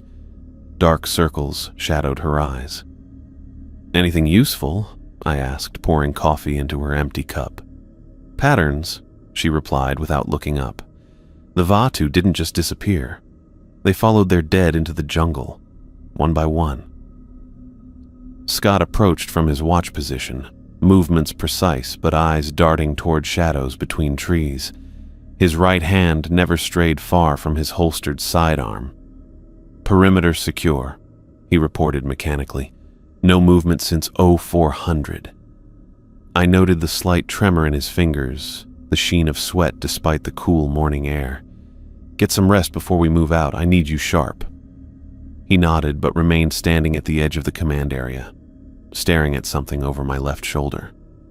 "Scott?" His eyes didn't shift. "She's here again." The hair on my neck rose. I turned slowly, following his gaze to empty space between 2 supply crates. "There's nothing there," I said quietly. "Jennifer." His voice dropped to a whisper. "Standing right there, watching me." I stepped closer, keeping my movements deliberate. "Who's Jennifer?" A tear tracked down his weathered cheek. "Kandahar, 2 years ago. She was our translator, 19 years old." His hand drifted toward his weapon. I told her the route was clear. Emily slowly closed her notebook, watching the interaction with careful attention. "Scott," I kept my voice level. "Remember what we discussed about the island? What you're seeing isn't real. She looks real." His eyes tracked something I couldn't see. Blood on her hijab, same as when the IED. He choked on the words. I promised her family she'd be safe. I positioned myself between Scott and his hallucination. Focus on me. We're evacuating soon. I need you present. For 3 seconds, his eyes met mine. Then they slid past again, widening with fresh horror. No, Jen, don't show me that, please. His breathing accelerated. I know it was my fault, I know. I keyed my radio. Sarah, medical assistance at command tent, now. Scott's hand closed around his sidearm grip. I measured the distance between us, 7 feet, too far to safely intervene if he drew.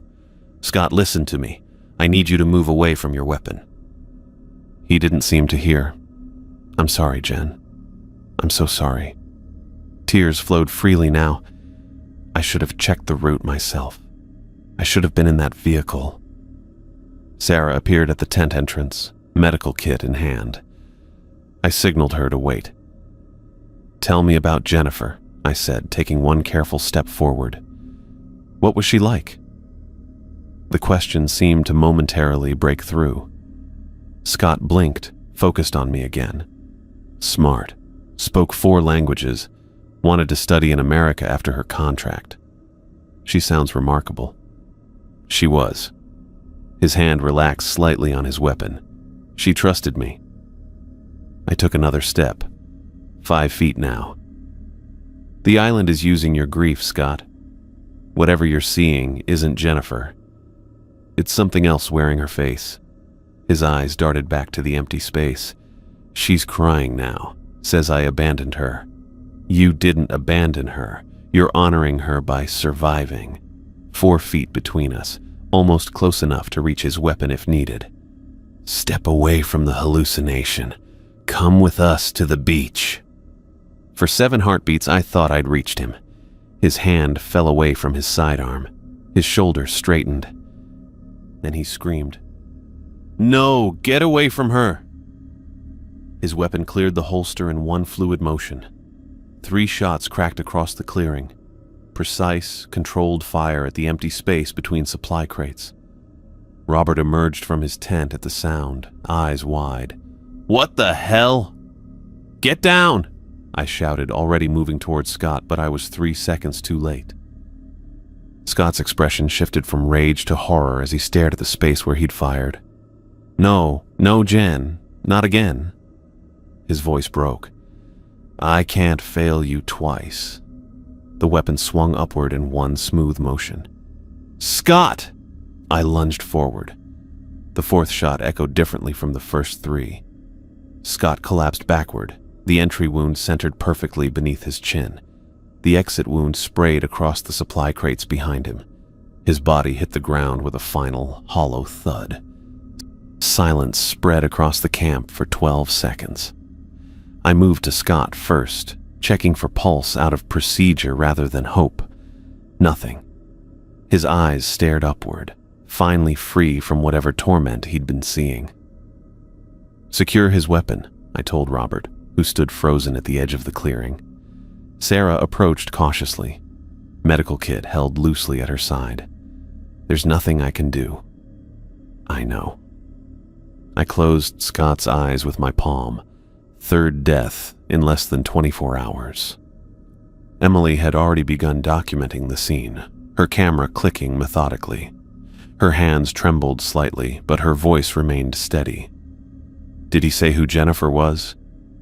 Translator in Afghanistan, killed by an IED on his watch. I surveyed the camp, noting positions. Robert had collected Scott's weapon and cleared the chamber. Sarah knelt beside the body, mechanically checking vital signs she knew weren't there. He blamed himself. Emily lowered her camera. David, Thomas, now Scott, all followed or confronted manifestations of people they'd lost. Guilt, Robert said quietly from across the clearing. That's the common factor. Not just grief, but guilt. I nodded slowly. Emily returned to her notes, flipping pages with increasing urgency. The Dutch records. The captain wrote that the Vaatu believed the island itself was alive. Not just spiritually, but literally sentient. She found the page she wanted. Here. The elders speak of the island as hungry. It consumes shame and regret, feeds on the guilt of men. Robert set Scott's weapon on the command table, his movements deliberate. That's not possible. 3 dead men suggest otherwise, Sarah said, closing her kit. I checked my watch. 7:23. We need to move. Now. Get only what you can carry. We leave for the beach in 15 minutes. The evacuation plan sharpened everyone's focus. Grief would come later, after survival. Emily packed her research materials and camera equipment. Sarah gathered the medical supplies. I transferred essential navigation tools and communications gear to my pack. Robert worked beside me, securing water containers and emergency rations. His movements were methodical, but his eyes kept drifting toward the jungle edge. You doing okay? I asked quietly. He nodded without looking at me. Fine. Robert. He stopped, hands resting on the supply case. I keep seeing Jimmy, my son. The confession hung in the air between us. How long has he been appearing? I kept my voice neutral, professional. Since yesterday afternoon, just glimpses. Robert's knuckles whitened against the plastic case, standing between trees, watching me from the edge of the clearing. I thought of Clara in the darkness, the perfect details of her face. You said he died of cancer. Leukemia, 8 years old. Robert finally met my eyes.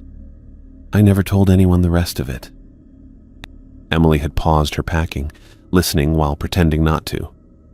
You don't have to tell us now, I said. Maybe I do. Robert's voice dropped lower. The first symptoms showed up 6 months before diagnosis. Bruising, fatigue. I thought he was just being lazy. Told him to toughen up. His eyes glistened. By the time we got him to a specialist, the cancer was everywhere. I recognized the pattern now. The guilt, the shame, the perfect target for whatever hunted us. It wasn't your fault, Emily said quietly. You couldn't have known. A better father would have. Robert's attention shifted to something behind me. His expression softened. He's standing right there, wearing his baseball uniform. I turned, seeing only empty space.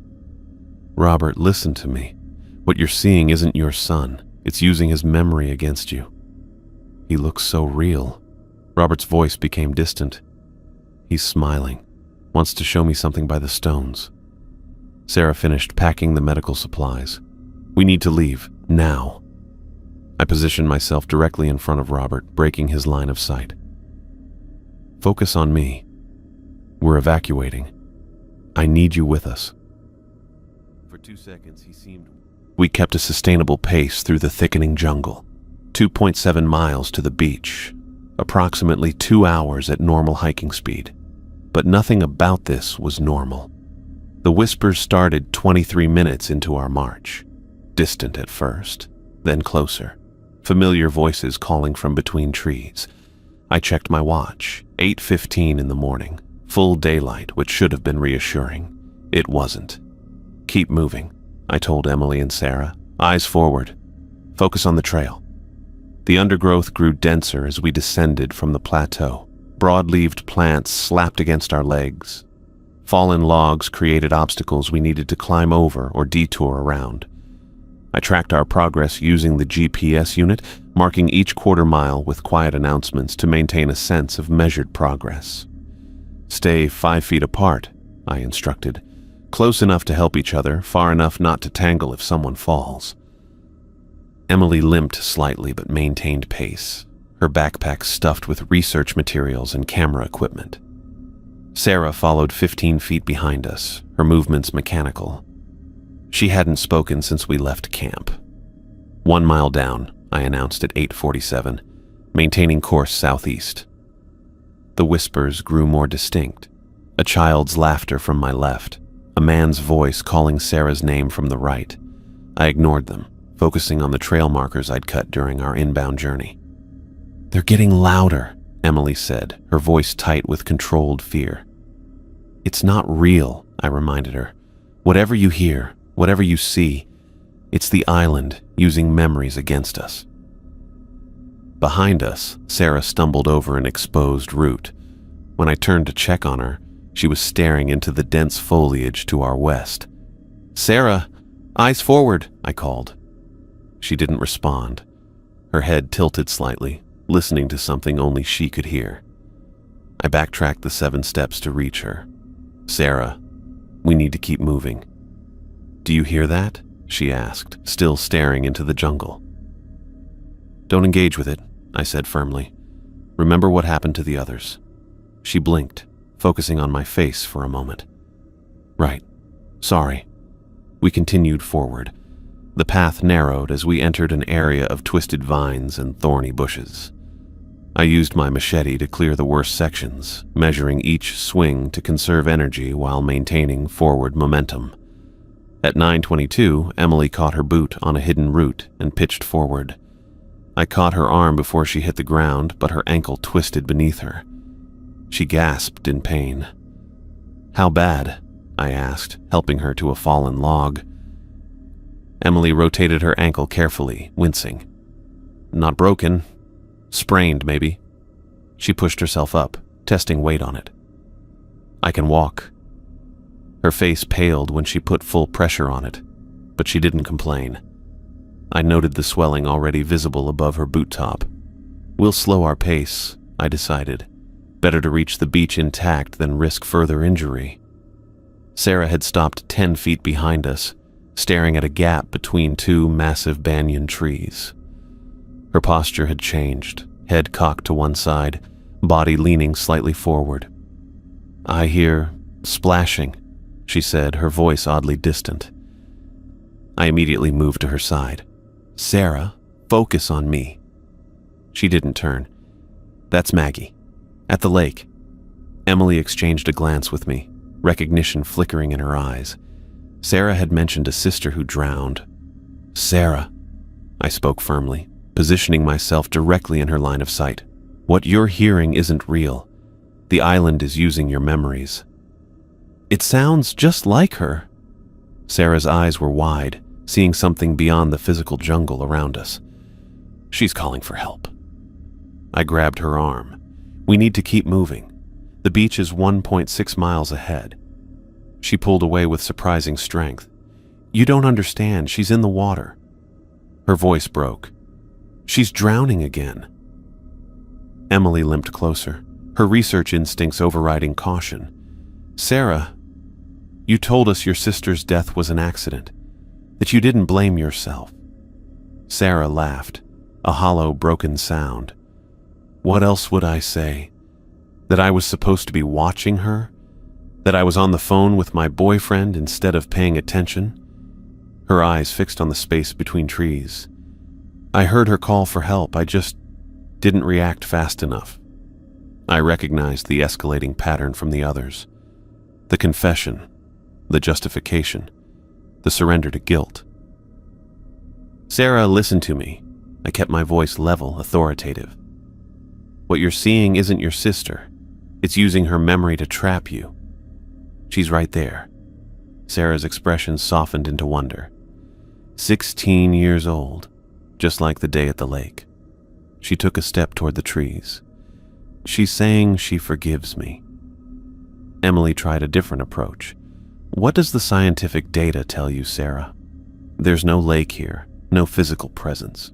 You're experiencing a hallucination triggered by environmental factors." For a moment, Sarah's professional training seemed to break through. She blinked rapidly, focusing on Emily's face. "Hallucination," she repeated. "Right, toxic exposure, fungal spores." "Exactly." I eased my grip on her arm. "We need to reach the beach. Get off this island." Sarah nodded, then froze. Her eyes widened in pure terror. "No! Maggie, grab my hand!" She lunged forward, breaking my grip. "I can save you this time!" "Sarah, stop!" I lunged after her, but she was already sprinting between the banyan trees. "She's going under!" Sarah screamed, crashing through the underbrush. I followed, machete cutting a path through vines and branches.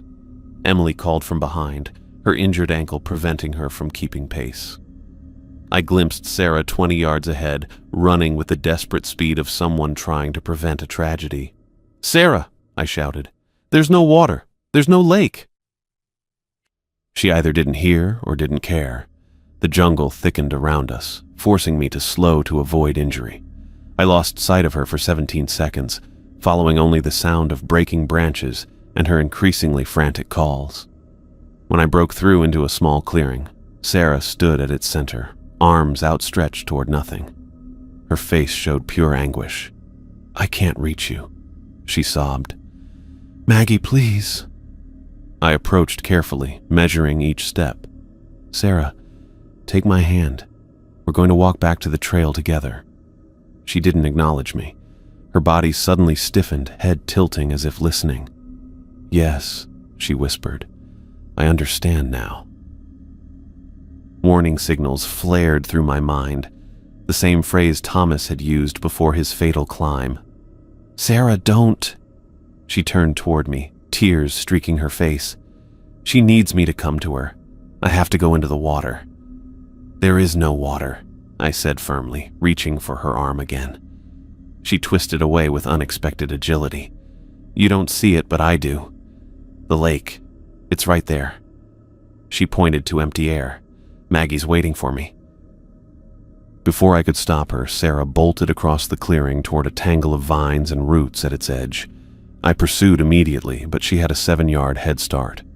She reached the vegetation boundary and disappeared as if swallowed by the jungle itself. One moment visible, the next gone completely. I reached the spot 4 seconds later.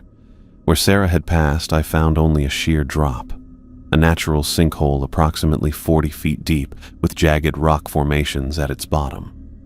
The vegetation had concealed the edge completely. Sarah lay motionless at the bottom, body twisted at unnatural angles across the rocks. Even from this height, I could see the extensive trauma. No one survived a fall like that onto those surfaces. "Sarah!" Emily's voice called from behind me. She limped into the clearing, breathing heavily from exertion. I turned, blocking her view of the sinkhole. "She's gone." Emily read my expression immediately. "How?" "Hidden drop. She ran straight into it." I glanced back at the deadly pit. At least it was quick. Emily's scientific detachment cracked slightly.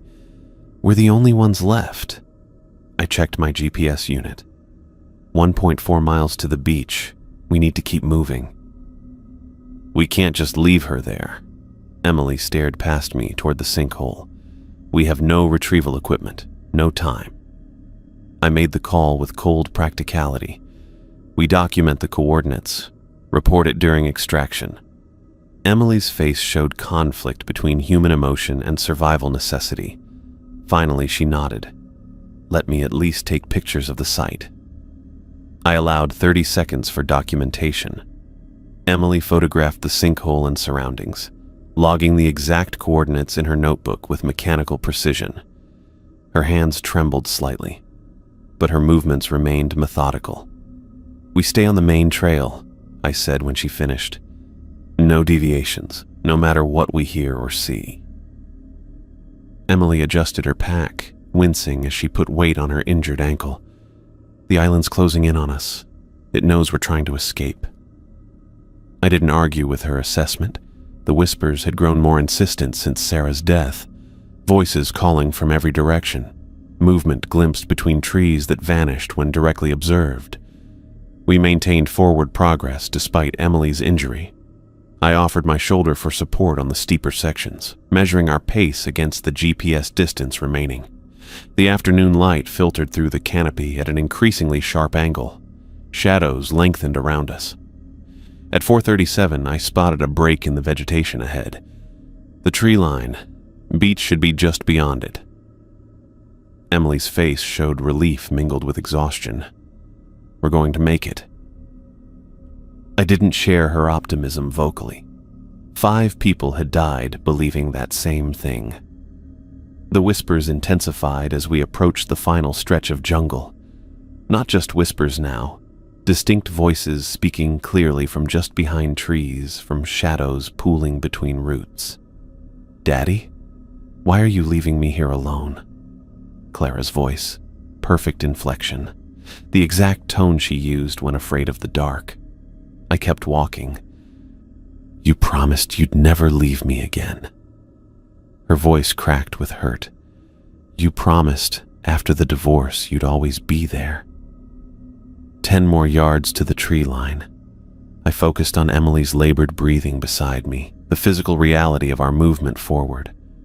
"Dr. Johnson," a man's voice now addressing Emily, "another disappointment. I expected better from you."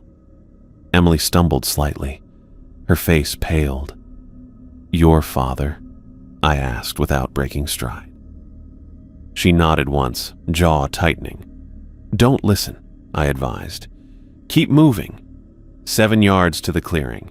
The voices multiplied, overlapping. Sarah calling for help from behind us. Thomas asking why we left him on the rocks. Robert accusing us of abandoning him at the stone circle. "The price of failure was always too high for you, wasn't it?" The man's voice grew louder, directed at Emily. "Never quite good enough for the Johnson name." Emily's pace faltered. "He died disappointed in me," she whispered. "Changed his will a week before the stroke. Cut me out completely." "Emily," I gripped her arm firmly. "The island is using that against you. Don't engage." 5 yards from the tree line. Through gaps in the foliage, I glimpsed open beach beyond. The Cessna floated where we'd left it, tethered to the shore. The voices crescendoed around us. Not just sound anymore. Translucent figures materialized between trees. Clara stepped directly into our path, her yellow sundress bright against the darkening jungle. Her face, previously innocent and pleading, twisted into something malevolent. Her eyes darkened to empty sockets. Her smile stretched too wide across her face. "Stay with me forever, Daddy," she said, her voice distorting into multiple overlapping tones. Everyone else did. I walked through the apparition, feeling cold pressure like walking through freezing mist. Clara's image dissolved, then reformed behind us. "You can't leave," she said, her voice no longer just hers, but a composite of many. "The island needs you." Emily gasped beside me. I turned to see her staring at an elderly man in academic robes standing directly in our path. His stern face showed disappointment and contempt. "Running away again, Emily?" the apparition asked. "Just like you ran from real scholarship, from your responsibilities to the family legacy." Emily stopped walking. "Dad, don't answer it," I warned, tugging her forward. "It's not him." The figure's features shifted subtly, becoming gaunt, skull-like beneath translucent skin. "You know why I changed the will," it said. "You were never worthy of the Johnson name." Emily's breathing quickened, her eyes fixed on the apparition with decades of unresolved hurt. "I did everything you asked," she whispered. "It was never enough." I positioned myself between Emily and the figure. "Look at me, not at that thing." Her eyes reluctantly met mine. "The others died because they couldn't separate memory from manipulation," I said firmly. "Whatever guilt you carry about your father, the island is weaponizing it." The beach lay just 3 yards ahead. Sunset colors painted the ocean beyond in deep oranges and purples. Night would fall within 30 minutes. "Emily, listen to me." I gripped both her shoulders. "The key is honesty, not denial. Acknowledge your pain. Don't hide from it." Her father's apparition circled us, its movements unnatural, jerky. "Stay with me, Emily. We have so much to discuss about your failures." Understanding dawned in her eyes. "The guilt feeds it," she whispered. "The buried trauma." "Exactly." I nodded toward the beach. 3 more yards. "Talk to me about your father while we walk." Emily took a deep breath. He was brilliant, demanding. Nothing I did ever measured up. Each word seemed to physically pain her. When I chose cultural anthropology instead of administrative university work, he called me a disappointment to generations of academic Johnsons. We moved forward one step. The apparition howled with rage, its form fluctuating wildly. He died before we could reconcile, Emily continued, her voice strengthening. Changed his will to leave everything to the university instead of me. His final judgment on my choices. Another step forward. The apparitions multiplied around us. Clara, Sarah's sister, Thomas's brother, all with twisted, inhuman features beneath their familiar faces. "Keep talking," I encouraged as we neared the tree line. "Say the truth out loud." "I was angry when he died." Emily's voice broke. Relieved even, then guilty for feeling relieved. Tears streaked her face. "I've carried that shame for 7 years." We broke through the final barrier of vegetation onto open beach. The apparitions remained at the tree line, hissing and distorting but not following onto the sand. "I couldn't save him from the stroke," Emily said, her voice steadying.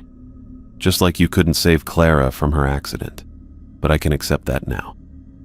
The sun touched the horizon as we crossed the beach toward the tethered Cessna. The apparitions followed along the tree line, pacing us but not advancing onto open ground. "Almost there," I said, helping Emily through the shallows toward the plain. "Can you make it up the ladder?" She nodded, gritting her teeth against the pain in her ankle. I climbed aboard first, then helped pull her into the aircraft. The familiar cockpit provided momentary comfort. Instruments, controls, mechanical reality instead of supernatural horror. I secured the cabin door and began pre-flight checks with practiced efficiency. Fuel levels sufficient. Control surfaces responsive. Engine ignition sequence initiated. Outside, darkness fell with unnatural speed. The apparitions approached the water's edge, their forms more distinct now, a ring of translucent figures surrounding the plane. I recognized Clara at the front, her innocent features restored, pleading silently for me to return. "Don't look at them," I told Emily, who had strapped into the co-pilot seat. The engine coughed, then roared to life. I released the mooring line and began the takeoff sequence, guiding the Cessna away from shore into deeper water. The apparitions entered the water, moving with impossible speed toward us. Their hands reached for the pontoons as I increased throttle. Clara's face pressed against my side window, her mouth forming words I couldn't hear over the engine noise. "Goodbye, Clara," I said quietly. "I love you. I always will." Her image seemed to flicker, momentarily returning to the real memory of my daughter. Innocent, beautiful, free of the island's corruption. The Cessna gathered speed across the darkening lagoon. The ghostly hands fell away from the pontoons. The plane lifted free of the water, climbing into night sky. Emily sat silently beside me, her face illuminated by instrument panel lights. After several minutes at cruising altitude, she spoke. "They were all true, weren't they? The things we saw, not just hallucinations. I adjusted our heading for Fiji. Something on that island found the rawest wounds in each of us, used them as weapons. 5 people dead." Emily's voice remained clinical despite her exhaustion, because they couldn't face their guilt. Or because they faced it the wrong way, I corrected. Alone, in denial. The island fed on that. Emily opened her research notebook, making notes even now. "Wilson will want explanations. Evidence." "Wilson will want what he always wants," I replied. "Results, profit, control." The night stretched ahead of us, 3 hours of darkness over open ocean before reaching Fiji. Emily's head eventually drooped against the window as exhaustion claimed her. I maintained vigilance, checking instruments, measuring fuel consumption, calculating arrival time. Clara didn't appear again in the darkness beside me. Whatever connection the island had forged couldn't reach this far. Or perhaps, having spoken my truth aloud, I'd finally broken its hold completely. The Cessna's engine hummed steadily as we left Yasur Island behind. 5 colleagues remained there forever. 5 people who couldn't escape their pasts. I watched the instrument panel's soft glow and planned what I would tell Spencer Wilson about his failed expedition, about what his money had bought on an island that fed on human pain. Dawn broke over the Pacific in gradual increments of visibility. First, just a faint lightening along the eastern horizon, then spreading fingers of pale orange across cloud banks. The Cessna's control panel showed fuel at 17%, enough for another hour of flight if pushed. We wouldn't need it. Fiji's main island materialized through morning haze, coastline defining itself against the water. Emily had lost consciousness 4 hours earlier, slumped against the passenger window. Exhaustion, dehydration, and shock had finally claimed her after 30 minutes of fitful sleep attempts. Her ankle had swollen to twice its normal size, straining against her bootlaces. Her breathing remained shallow but steady. I radioed the approach to Nadi's private aviation sector, requesting medical assistance upon landing. The controller's voice crackled back with confirmation. Morning light glinted off the runway as I lined up the Cessna's floats with the water landing channel adjacent to the main airstrip. The seaplane settled onto the water with a series of gentle bumps, the transition from air to surface barely registering in my arms. Muscle memory guided the controls. A harbor guide in a small boat directed us toward the private dock where 2 figures in medical uniforms waited beside a stretcher.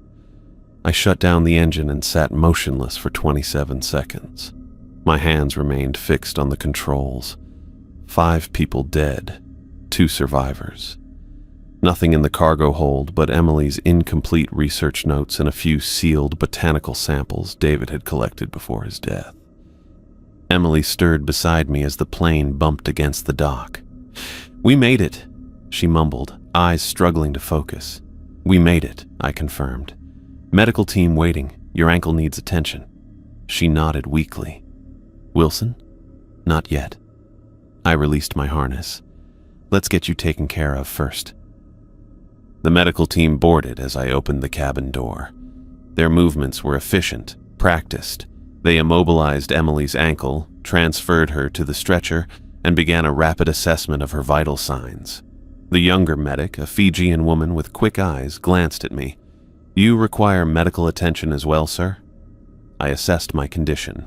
Dehydration, fatigue, minor cuts across my hands and forearms from vegetation, nothing requiring immediate intervention. "I'm functional. Focus on her." The harbor master approached with a clipboard as they loaded Emily into a waiting ambulance. His weathered face showed professional concern. "Your aircraft needs refueling, sir." "Later." I nodded toward the plane. "Security watch until I return. No one accesses the cargo." He made a note. "Customs officials will need contact Spencer Wilson's office. All arrangements pre-cleared through diplomatic channels." I handed him the expedition documentation from my waterproof pack. "I need transportation to Nadi General Hospital." 37 minutes later, I sat in a molded plastic chair in the hospital's waiting area. The antiseptic smell mixed with the lingering jungle scent still embedded in my clothing. I'd washed my face and hands in the restroom, creating pink-tinged water in the basin from dried blood and dirt. My reflection showed 3 days of stubble and eyes that had seen too much. I plugged Wilson's satellite phone into a wall outlet and waited for it to power up. 7 missed calls from his operations center, 2 text messages requesting immediate status updates, no condolence messages for the dead. The attending physician, a tall Indian woman with steel-framed glasses, approached with a tablet in hand. "Ms. Johnson is stable. Moderate ankle sprain, significant dehydration and exhaustion. We've administered fluids and pain management. She'll need 24 hours observation minimum." "May I see her?" "Briefly. She's requested to speak with you." Emily lay propped up in a hospital bed, an IV line running into her left arm. Her face had regained some color, her ankle elevated on a pillow, wrapped in compression bandages. "You look terrible," she said when I entered. "Standard operating condition." I took the chair beside her bed. "Doctor says you'll recover." She nodded toward the satellite phone in my hand. "Have you called him yet?" "Next on the list." Emily's fingers twisted in the thin hospital blanket. "He won't believe us." "I know. David's samples might help convince him. The fungi showed unusual properties even in preliminary testing. If we could—" "Emily." I kept my voice gentle but firm. 5 people are dead. Whatever Wilson wanted from that island, the price was too high. She closed her eyes briefly. "I keep seeing them. Thomas jumping. Scott with the gun. Robert at the stones." Her clinical tone cracked slightly. "Sarah running into nothing." I didn't offer empty reassurances. We both knew the images would persist. "Get some rest," I said, standing. "I'll handle Wilson." "James." She caught my wrist with surprising strength. "When you tell him, remember what the island taught us. The truth matters, even the parts we don't want to face." I nodded once and left her to recover. The hospital provided a private consultation room for the call. Glass walls, a small table, 2 chairs. I closed the door and dialed Wilson's direct number from the satellite phone. He answered on the second ring. "Rodriguez, status report." His voice carried the same controlled impatience I'd heard in his office, as if this were a routine business check-in. "The expedition failed." I kept my tone neutral, factual. 5 team members dead, minimal samples recovered, complete withdrawal from Yasur Island necessary. 11 seconds of silence followed. "Explain." The single word carried dangerous undercurrents. I provided the sequence chronologically, without embellishment. David's death from fungal toxin contact, Thomas pursuing his brother's apparition to a fatal fall, Scott's suicide after hallucinating his dead translator, Robert's death at the stone circle, Sarah's run into the hidden sinkhole. Wilson listened without interruption. When I finished, the silence stretched to 17 seconds. "So you're telling me," he finally said, each word precisely measured, "that my $50 million expedition failed because the island showed people ghost stories?" The island manifested traumatic memories, specifically deceased individuals for whom team members carried unresolved guilt. Bullshit. The veneer of control slipped. You experienced mass hallucinations from environmental toxins. David identified fungal specimens with psychoactive properties. That explains everything. It doesn't explain the Vaatu tribe's complete disappearance, or why local populations refuse to approach the island, or why 5 rational people with military and scientific training all experienced identical phenomena. Wilson's voice hardened. "I expected better from you, Rodriguez. Professional assessment, proper risk management. Instead, you lost my entire team and abandoned millions in equipment based on hallucinations. The seaplane is intact. Emily survived with research notes. Some botanical samples were recovered. Worthless fragments." His dismissal was absolute. I needed comprehensive ecological surveys, geological assessments, marine life studies, specific botanical specimens David was instructed to locate. There it was, the specific instruction I'd suspected from the beginning. What exactly was David looking for? Wilson ignored the question. Your contract specified team safety as your primary responsibility. 5 dead suggests catastrophic negligence on your part. The deaths weren't preventable once we understood what we faced. I kept my voice level despite the accusation. The island targets specific psychological vulnerabilities, exploits buried trauma. Save it for your therapist, Wilson snapped. My legal team will review your contract for breach provisions. You'll be hearing from them regarding recovery of advance payment and potential liability for equipment abandonment. I had expected this reaction. Wilson's type always sought someone to blame when outcomes didn't match expectations. "Your threats don't concern me." I stated it as simple fact. "What concerns me is why you sent us to an island that indigenous populations have avoided for centuries without disclosing its true nature."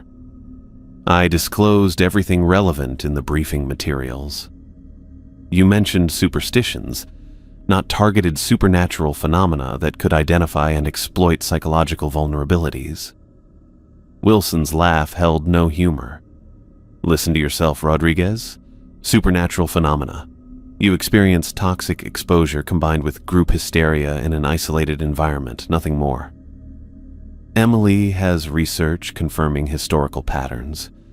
Dutch trading records documented similar experiences. Dr. Johnson is welcome to submit her findings for peer review. I'm sure the scientific community will find her ghost stories fascinating." His tone dripped with contempt. "Put her on the phone. She's under medical observation. Ankle injury and dehydration." "Convenient." Wilson paused, his voice shifting to something more calculated. "Look, I understand the trauma you've experienced. Combat veterans often transfer stress reactions to supernatural frameworks when rational explanations feel insufficient. The condescension was precisely calibrated to undermine my credibility. I recognized the tactic from dozens of previous encounters with men like Wilson. "I'm formally terminating our contract," I said. "I'll decline all further payment and consider my obligation fulfilled with the safe return of one team member and recoverable equipment." "You don't get to terminate anything," Wilson countered. "My legal team will determine contractual resolution." "You're welcome to pursue that avenue." I checked my watch, 10:47 in the morning. "In the meantime, I'll be assisting Emily with documentation of our findings for scientific publication." Wilson's voice dropped to something approaching a threat. Dr. Johnson signed comprehensive confidentiality agreements regarding all observations and discoveries. Publication without my express written approval constitutes breach of contract with significant financial penalties. She's aware of the agreements. I kept my tone neutral. She's also aware that 5 people died because you withheld critical information about Yasser Island's nature. I withheld nothing. You failed in basic safety protocols and now seek supernatural explanations to absolve your negligence. I recognized the conversation had reached its inevitable conclusion. Wilson would never acknowledge what we'd encountered. His worldview had no framework for experiences that couldn't be quantified, monetized, or controlled. "For the record," I said, "what was David specifically instructed to find?" The question hung between us for 12 seconds. "That information remains proprietary." Wilson's voice regained its business-like efficiency. "A courier will collect the satellite phone and any recovered samples within 3 hours. Have everything ready for transfer. The samples stay with Emily until proper scientific documentation is complete." Wilson's laugh held genuine amusement this time. "You think you have leverage here? I own the samples, the equipment, the research, and contractually, any intellectual property derived from the expedition. You don't own the truth about what happened. The truth," Wilson said with finality, "is whatever narrative prevails. 5 dead from environmental toxin exposure and poor leadership creates a compelling legal narrative against you, Rodriguez. Remember that before you and Dr. Johnson decide to promote alternative theories." The line disconnected. I sat in the consultation room for 6 minutes, watching Fijian hospital staff move efficiently through their routines beyond the glass walls. Normal people, normal lives. No whispers following them through corridors. Emily was asleep when I returned to her room. Her research notebook lay open on the bedside table, pages filled with her precise handwriting. Diagrams of the stone circle, notes about the Vaatu tribe, documented timestamps of each manifestation we'd witnessed. I left her to rest and walked outside to the hospital's small courtyard garden. The morning had advanced to full brightness, sunlight warming the stone benches where visitors sat with patients. I found an empty spot beneath a flowering tree and called my bank to transfer $50,000 to Emily's account, enough to cover immediate expenses and secure legal representation if Wilson pursued his threats. A nurse approached after I completed the call. "Dr. Johnson is awake and asking for you, sir." Emily had managed to sit up straighter in bed. Color had returned to her face and determination to her eyes. "Wilson threatened legal action?" she asked without preamble. "As expected." I took the chair beside her. "Confidentiality agreements, intellectual property claims, standard intimidation tactics." She nodded. "I've been documenting everything while it's fresh. The pattern is remarkable, James. The island doesn't just create hallucinations. It identifies specific emotional wounds and exploits them through increasingly sophisticated manifestations. Wilson won't acknowledge any of it. Claims environmental toxins and group hysteria. Of course he does." Emily's voice held no surprise. Men like Wilson can't integrate experiences that challenge their fundamental worldview, especially when those experiences interfere with profit potential. I indicated her notebook. "What will you do with your research?" "Publish, regardless of threats." Her jaw set in a determined line. 5 people died. Others need to know why. Wilson mentioned specific instructions to David, something he was meant to find. Emily frowned. David was unusually focused on certain plant species, said they showed promise for neurological applications before we even landed. She leafed through her notebook. "Here, he mentioned compounds that might affect memory formation and emotional processing. Wilson's company has a pharmaceutical division specializing in cognitive enhancement drugs." The connection clicked into place. Wilson wasn't after resort property. He wanted compounds that could manipulate emotional responses. From an island that feeds on emotional trauma. Emily's voice held grim irony. "The perfect research environment." I stood, needing movement. "I've arranged financial support while you recover. Enough to retain legal counsel if Wilson pursues his threats." "Thank you." She studied me with analytical precision. "What will you do now?" I hadn't fully formed that answer until she asked. "Complete my recovery report. Document everything factually. Then find somewhere quiet for a while." "Running away?" Her question held no judgment, only curiosity. "The opposite." I moved to the window, watching normal life continue in the courtyard below. For 3 years, I've been outrunning Clara's memory, taking the most remote contracts, the most dangerous extractions, keeping busy enough that grief couldn't catch me.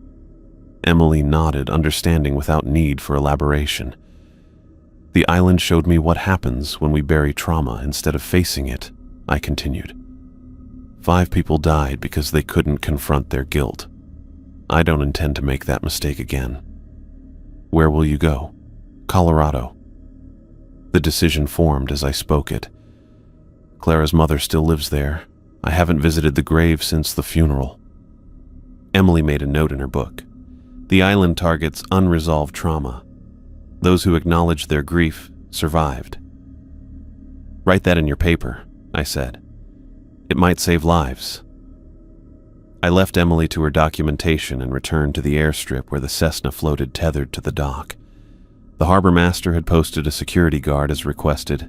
I nodded my thanks and began systematic inventory of the remaining equipment. David's specimen case contained 16 sealed vials with plant and fungal samples. Emily's research materials filled 2 waterproof cases.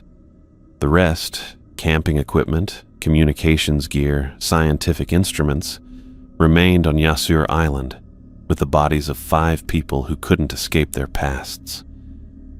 I secured the samples and research materials in my personal pack. Wilson's courier would arrive empty-handed. Whatever legal battles followed would be fought on ground of our choosing, not his. The afternoon sun beat down on the dock as I completed the inventory. Heat rippled off the Cessna's metal surfaces. Normal physical reality. No whispers, no apparitions. Just a man with a clipboard documenting what remained after catastrophic failure. 5 lives lost, seeking something that should have remained undisturbed. One survivor with research that might prevent future expeditions from making the same mistake. And myself, neither fully broken nor fully healed, but finally willing to face what I had buried for 3 years. Clara wouldn't appear again in the corners of my vision.